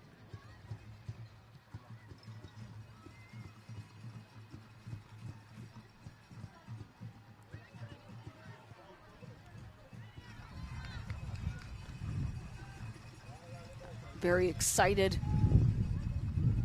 lively group of Laval fans. We've mentioned it, but it's certainly lifting spirits all over. Unless you're UBC, I'm sure that can't be fun to hear. Did that ever motivate you, Ali Rowe, as a player, when you were like, hey, I get it. We're the team that doesn't have as much support right now in the stands. We're here to play spoiler. A little bit, especially when they start throwing out comments, talking a little bit of trash towards you. It's a little bit of a motivation booster, to be honest. It lights a little bit of a fire, gets you going, and you just kind of want to prove them wrong. Absolutely. And UBC knows they came in here. You're the #1 seed. You're absolutely the team that everyone has their eye on. They know that you come with plenty of depth. Yeah, being the #1 seed, you're definitely coming in with a massive, massive target on your back. And not only coming in as the #1 seed, but the 2-time returning champs. Back to back, and they want to go back to back to back. Ava Alexander was in on that play, a 5th year from Nanaimo, BC. Had 8 goals on the season, 1 assist for 9 points. And what's most impressive is that of those 8 goals, 5 were game winners. Of course, overall, 14 game-winning goals throughout the regular season in their undefeated run as a team.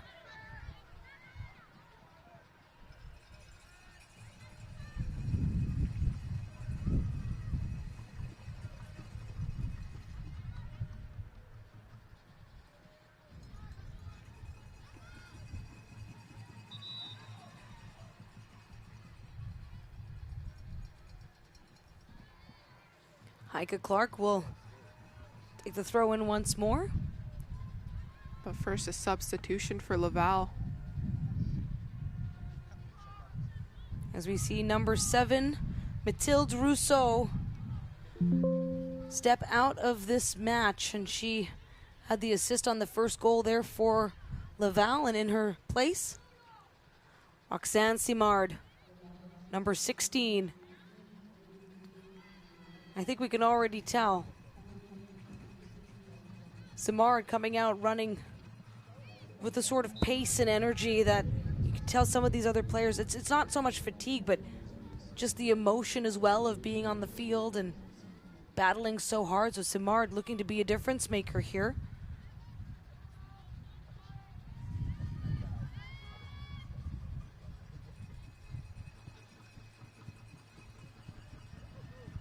Simard is a rookie. Did not play in the quarterfinal. I mean, she has very fresh legs for today. The most. And you have to think that head coach David Deloge has a plan there for his Rouge et Or in his 7th season. Was a foul coming in late, taking out both ankles. There'll be an absolute feather in the cap for David Deloge if he's able to get his side back into the final once more. They fell short last year, and by fell short, they came home with silver. Just has a different feeling to it when you're that close to potentially hanging up another national banner. But impressive stuff for this team and this head coach.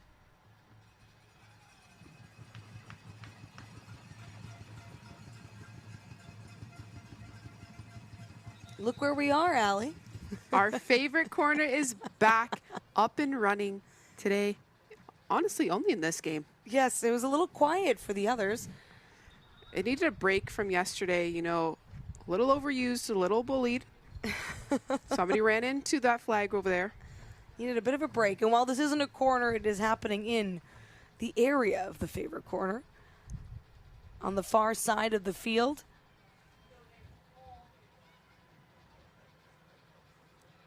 The wind is, well, as I say, it's calmed down a little bit. Then I see the flags blustering in the corner. So along the ground, still wind being a factor.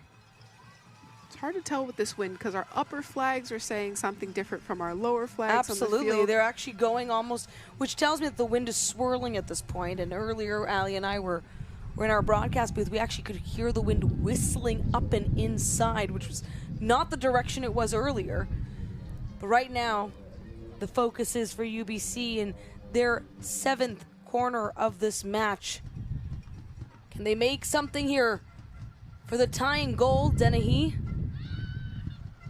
had placed it beautifully. Great defense by Laval.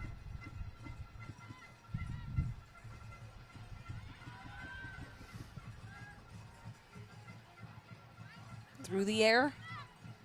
Great touch and control. Fortier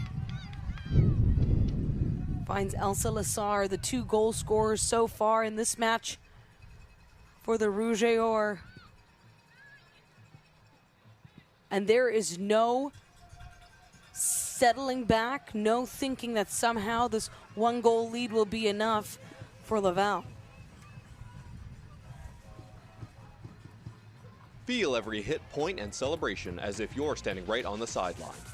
Our passionate team unlocks a world of possibilities with digital broadcasting made simple, bringing heart-pounding action directly to millions of fans. Proudly Canadian, ISI Live, be there. Well, there was an almost breakaway moment for Jada Thompson. Laval has had to put their bodies on the line here. Once again, Victoria Dupont, who earlier in this match also just needed a moment to sort of shake it off. Really using her speed there to track back and recover so that to prevent that breakaway, but got into a big collision. Another corner now for UBC. It's up. Hannah Baines winning this 1v1 with Fortier. Oh, no. UBC thought they were on a roll, a foul.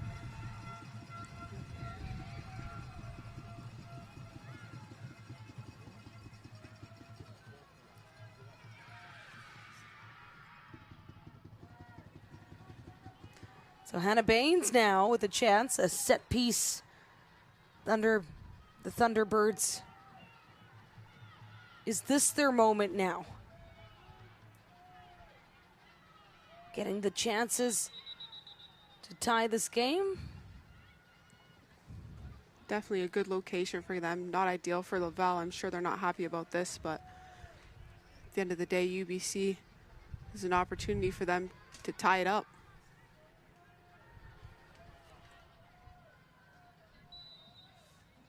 Now, UBC, all right into the hands of Anne-Gabrielle Pouliot.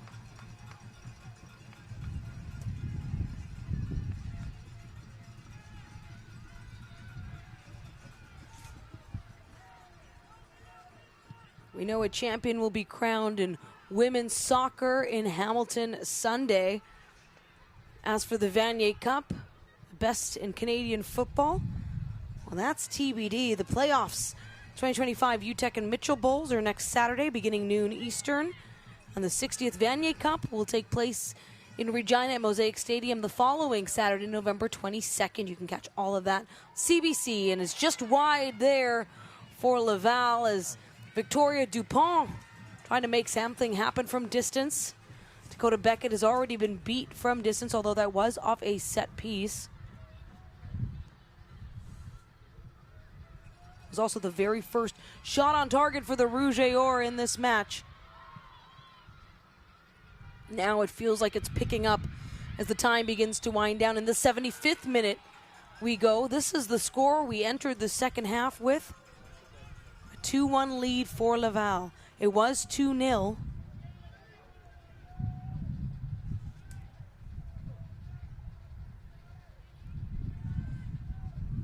You had the Fortier penalty kick at 31 minutes, 19 seconds, and then at 33:25, Jada Thompson gets one by Pouliot. Great ball. I think Beckett picked that up. There might have been a touch from her player. Beckett sends it over to Clark. Some room, a quick pass to Gibson, settles it down. Now we see Sabrina Carrera, who's entered the second half here. She did not play in the quarterfinals, so some fresh legs for the Thunderbirds. We saw it play out for Laval with making some substitutions. Thunderbirds said they like the depth of their team, and now they're using that to their advantage, getting some fresh legs in the game. And for the Rouge et Or, they've been able to get things done off the bench as well. Dupont trying to make good on that effort that was thwarted earlier. You can feel the emotion there as she lies in the goal area, now coming back up. But Dakota Beckett dialed in, knows that cannot concede another at this point if you want your team to try to tie this match. Great opportunity for DuPont. Great defense by Sienna Gibson.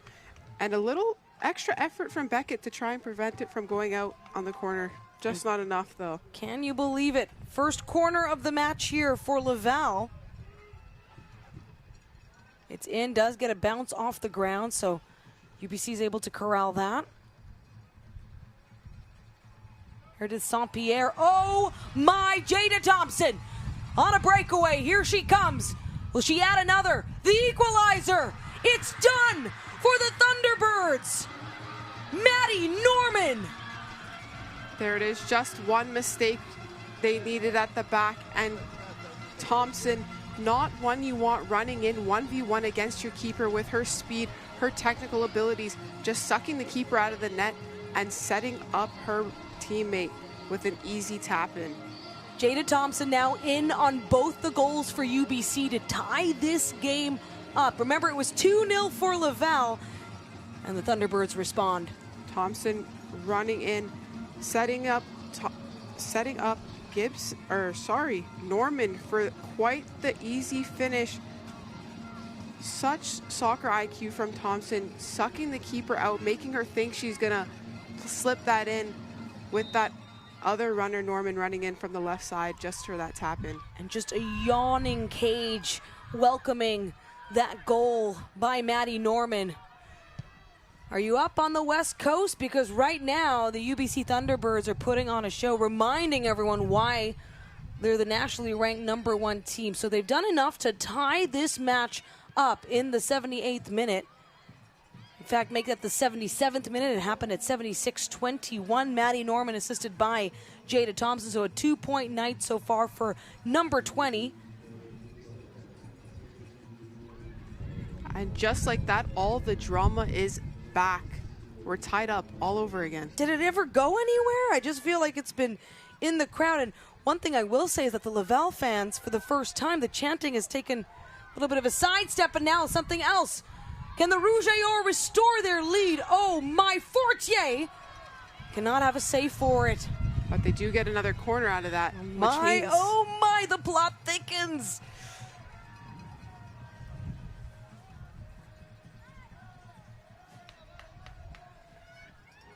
Just see all the Laval players fighting to get back, but they're just not fast enough for Thompson.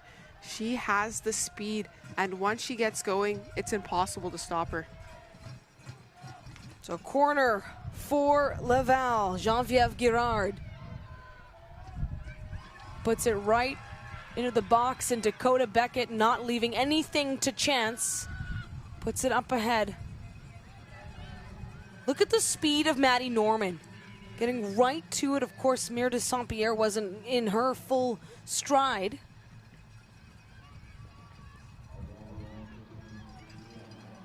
It's our first 2-2 tie of the tournament. The Trinity Western Spartans, the only team so far to have scored 3 goals in a single match. We know for sure that at least one of these sides will have 3 goals to their credit, depending on how things shake out and how they advance. If it's still tied at 90, remember there's an overtime. 30 minutes, not sudden death. I know fans are both sides saying, we don't want that, and let's settle it here in 90. Would be nice, but It's not always what the soccer gods have in store. Not at all. Not when you have such a back and forth battle as we have seen between these sides.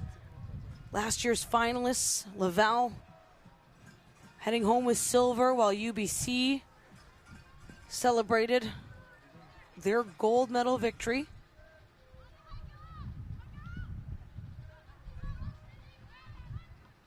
Shots right now, Thunderbirds lead 12-11, but shots on target, this is where it's starting to stack up for the T-Birds, 10-6. The Rouge are needing to get going offensively, and Jada Thompson is just proving what a weapon she is for the Canada West champions.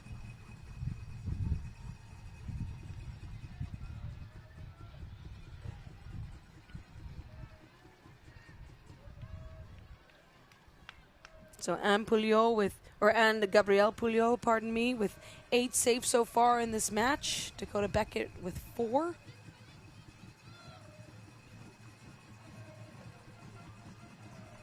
Time to breathe here, folks. In the 81st minute.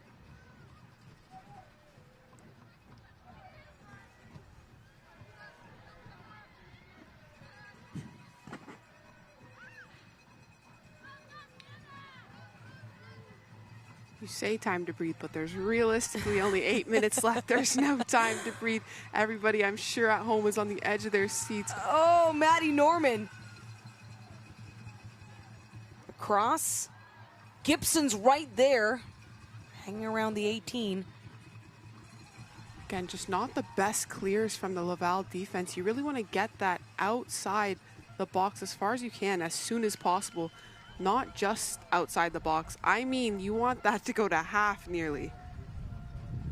Just gives you a moment to reset, reconvene, and get it together as a defensive line. I mean, for those Rouge players remembering the 0-0 draw that they had in last year's semifinal, to rely on PKs, and yes, they got through, but this is where you want to lock in. And for the Thunderbirds, they've already had a 120-minute match. And you'll do whatever it takes to win, and extra time, if needed, is how you do it. But I just know they want to tuck it in for the night, get going. Still one more match to be played, by the way. That will determine who will meet the winner of this one in that gold medal final, who will play for bronze Sunday. All matches, by the way, played on this beautiful field, Ron Joyce Stadium. Throw in by Clark. Birds with great possessive control here in the second half.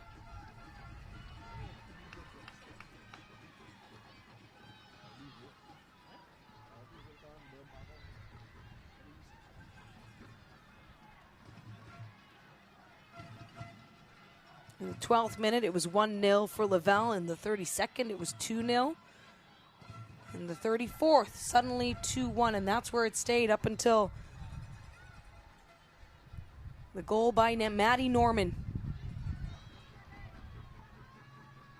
Our player to watch heading into this one. All she could do. And I mentioned that one of the benefits could be that she didn't have to play all 120 minutes yesterday. She's got great energy. She might have been just fine otherwise, but anything that adds potentially a little step. Fortier. Now that's a Laval player you know isn't going to go quietly.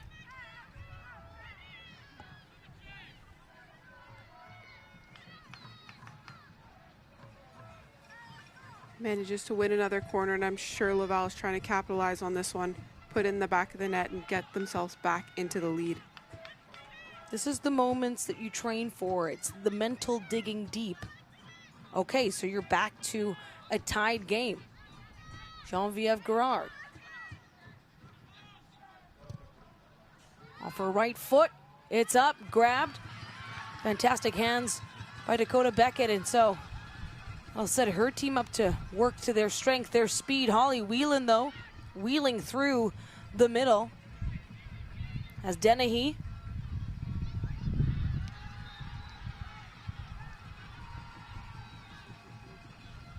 It's the T-Birds ball.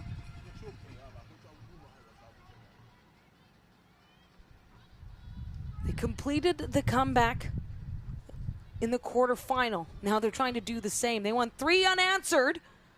This time Thibeault manages it well with the bounce.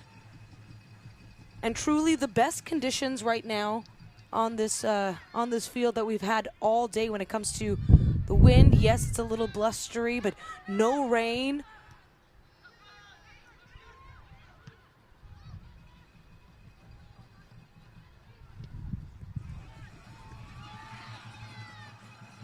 Jada Thompson looking to get in on a 3rd goal. Oh my! Jada Thompson with a brace for the Thunderbirds. A go-ahead goal. Jada Thompson honestly putting on a show for us tonight. Outstanding performance, whether it's running up the field, going on breakaways and slipping that past the keeper, or setting up her fellow teammates. She's there. She's on the end of everything. She is one to watch in this game.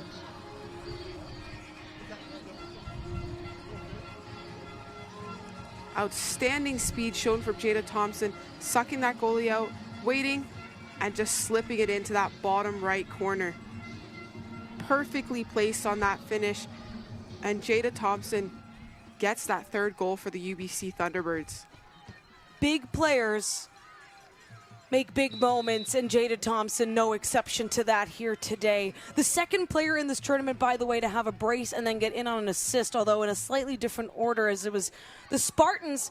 That one goes up high. It actually hits the crossbar of the field goal post, just parked over top of the net. But back to Thompson. It was Sophie Crowther of the Trinity Western Spartans will be up next in the semifinal.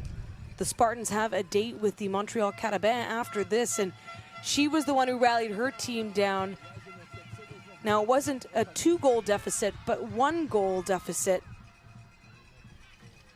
She scored the equalizer, the go-ahead, and then assisted on the insurance marker.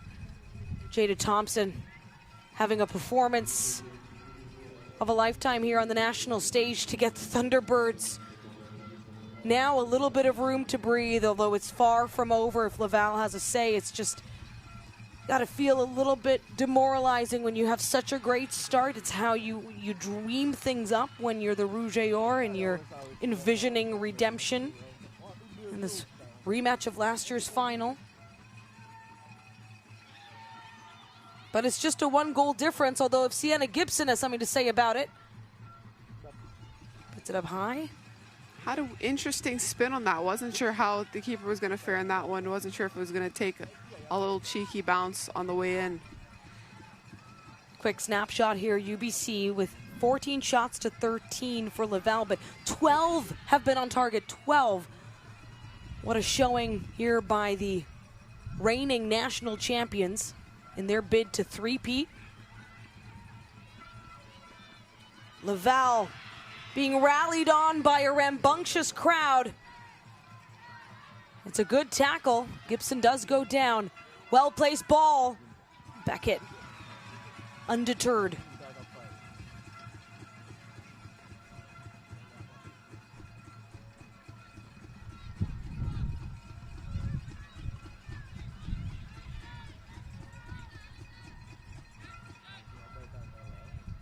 Now in the 89th minute. What a timely go-ahead goal by Jada Thompson, assisted by Ava Alexander, who's also had an incredible showing so far in this tournament. Alexander, a 5th year out of Nanaimo, BC. Placed that ball perfectly for Thompson to have a brace, have a day. Also the 2nd player at this tournament is Thompson to score 2 goals in a match, and that's just at this year's event.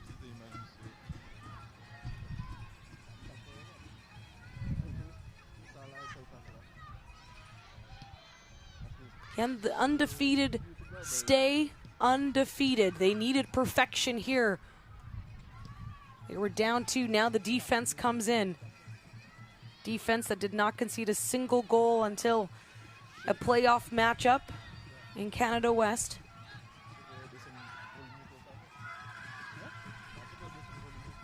Dakota Beckett, who faced some adversity early on in this match, now making her 6th save.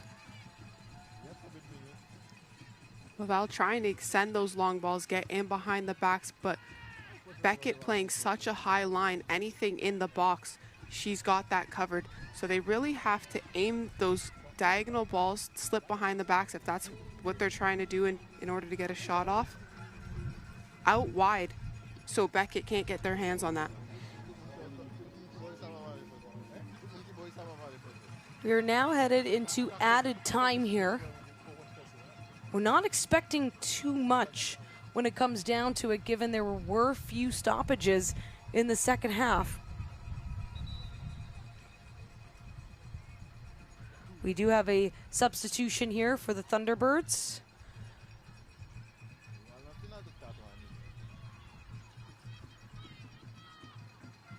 I thought it was going to be Jada Thompson. And it is. She just has to take a fairly long walk around the field there. So Jada Thompson is done for the night, and she has truly done all she can for this UBC side. And you can hear the Thunderbirds fans, because there is a very dedicated group traveling with this team.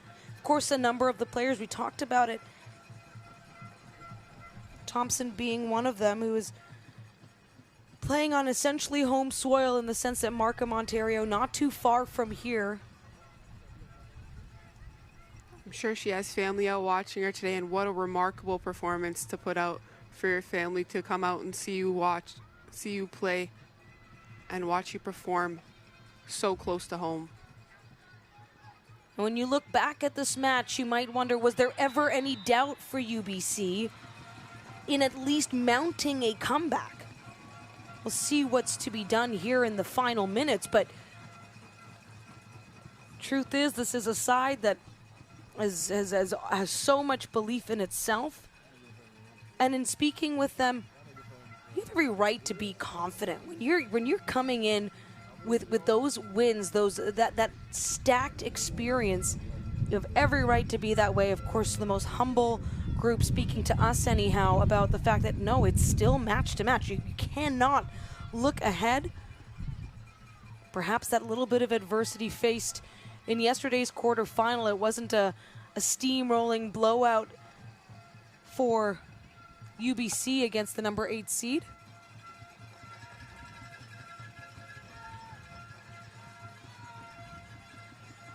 And honestly, I'd be more concerned if you didn't come in confident. These are the best 8 teams in the country.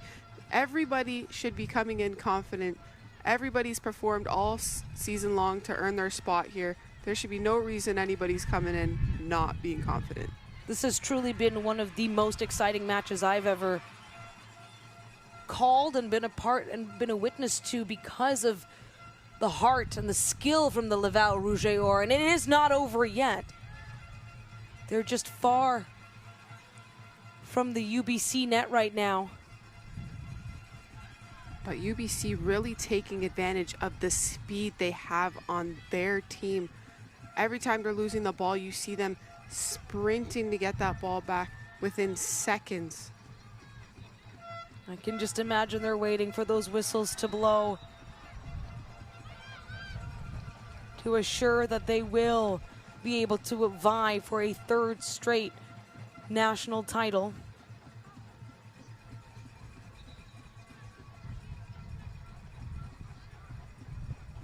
Laval trying to get this game going. UBC just trying to waste time.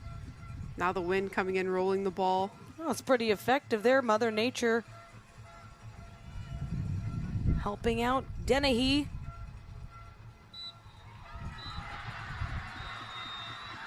And the Thunderbirds complete the comeback. They will get another shot at gold, a national title. Looking for the three-peat. It would be number 10 for them. And you can imagine the elation coming here into the second half, down a goal. heartbreak, absolute heartbreak for Laval, who of course will still be able to play for hardware. They'll be the first to move on to the bronze medal match Sunday. But what a performance. The #1 seed showing exactly why they are the best ranked in this country. You can see all the emotion on all their faces. What a well-fought game. There's one thing about winning, but managing to come back when you're down, tie it up, and then win the game is something for the UBC Thunderbirds. They put in the work. They really deserve this, and big shout out to Jada Thompson, who fought for this win and was a big impact for the Thunderbirds. There's no way that anyone on this UBC squad can look at Jada Thompson in the same light after what she did here, in on every single goal. And I just go back to that first one, the fact that it came within 2 minutes of that great penalty kick by Leah Jean Fortier. A game-winning queen, as I'd like to say. She had 3 in the regular season, then she notched the one to get the Laval Rouge into this semi-final battle.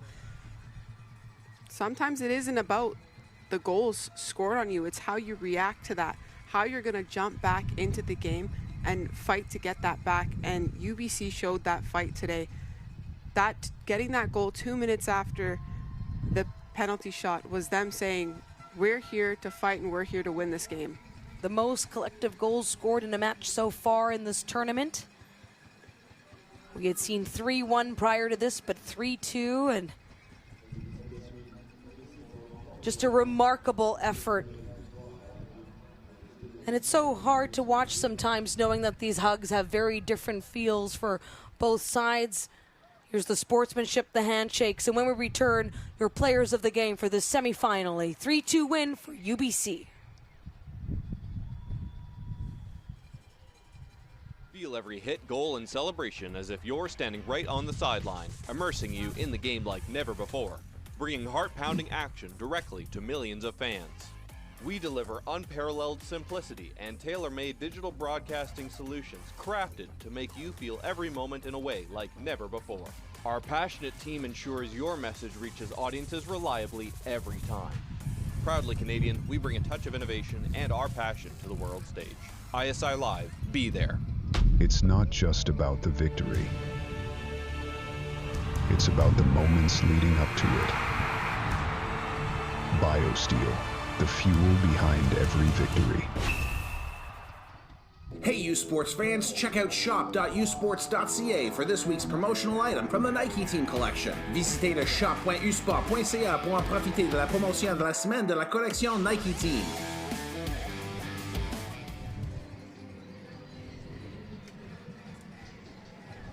Welcome back. UBC celebrating a 3-2 victory, one that started being down 2 goals in the first half, within the first 34 minutes of this match, and then a response, Jada Thompson.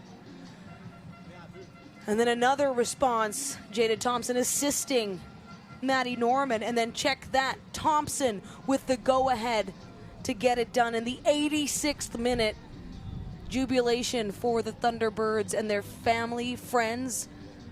The Laval crowd is already cleared out, watching their team feel the heartbreak. Of course, the team is on the field, and both sides will play Sunday, but now we know it'll be the UBC Thunderbirds vying for a 3rd straight national title, while the Rouge et Or will play to bring home bronze to their esteemed program. The RSEQ finalists, you have to think, though, this is what they wanted. They wanted a chance to prove themselves. They lost last year's final to UBC, 1-0, so they won't be able to improve upon that silver now. However, just a much stronger showing against this Thunderbird side.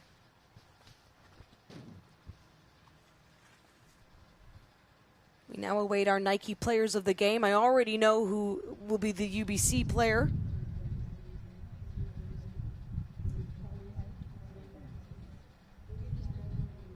In the quarterfinal matchup for the Rouge et Or, it was Léjean Fortier.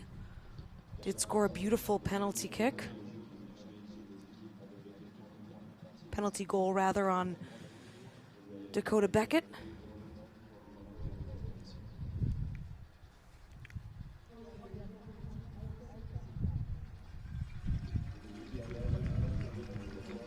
And so it will be Elsa Lessard, deservedly so. Lessard able to get the Rouge et Or on the board in the 12th minute, assisted by Mathilde Rousseau. That was a beautiful set play. First shot on goal for them, and of course it is Jada Thompson. Could it be anyone else? After the performance she put on today, I'd be surprised if it was anyone else.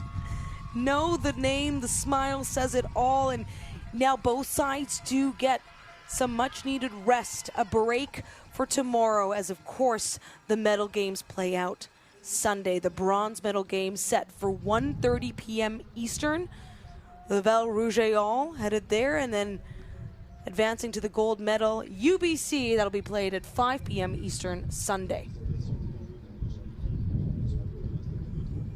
This is the second half, and it really did feel like the Thunderbirds half.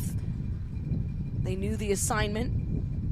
Second half was much rowdier than the first, let me say. It was physical. It gave you the drama. Everything you're looking for in a soccer game, we had in the second half. The goals, the fouls, the corners, the drama. Jada Thompson getting on every ball and creating a number of opportunities. And so many crossing or corner kick opportunities for the Thunderbirds from our favorite corner, I might add. And that's the thing, right? UBC had all those opportunities, and that wasn't even what eventually allowed them to complete the comeback. Dakota Beckett, of course, needing to step up when she did. But it's really hard when Jada Thompson's just on these breakaways like that. Ooh. Sucks the goalie out of the net to slip Norman. There's really nothing you can do. She's in on an open net, just an easy tap in. But what great execution from the Thunderbirds on that to tie up that game.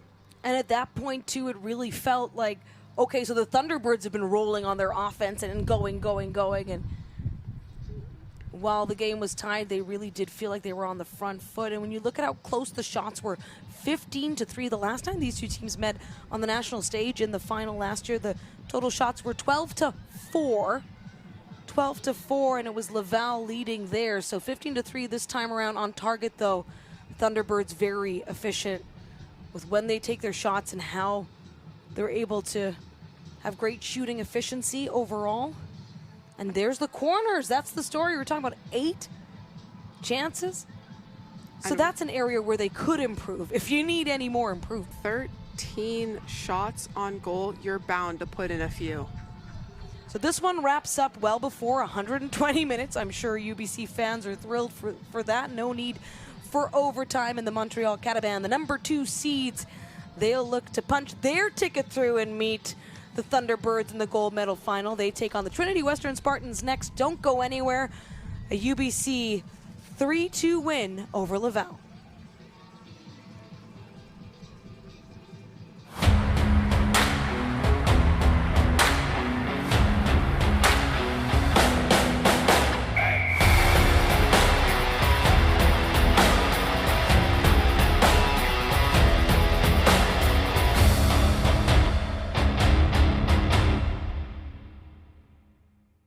U-Sports on CBC, presented by U-Sport à Radio-Canada, une présentation du gouvernement du Canada, the Government of Canada, Nike, Fox 40, Theraburn Medical Supply, Les Bag Baron Rings, A par and by BioSteel.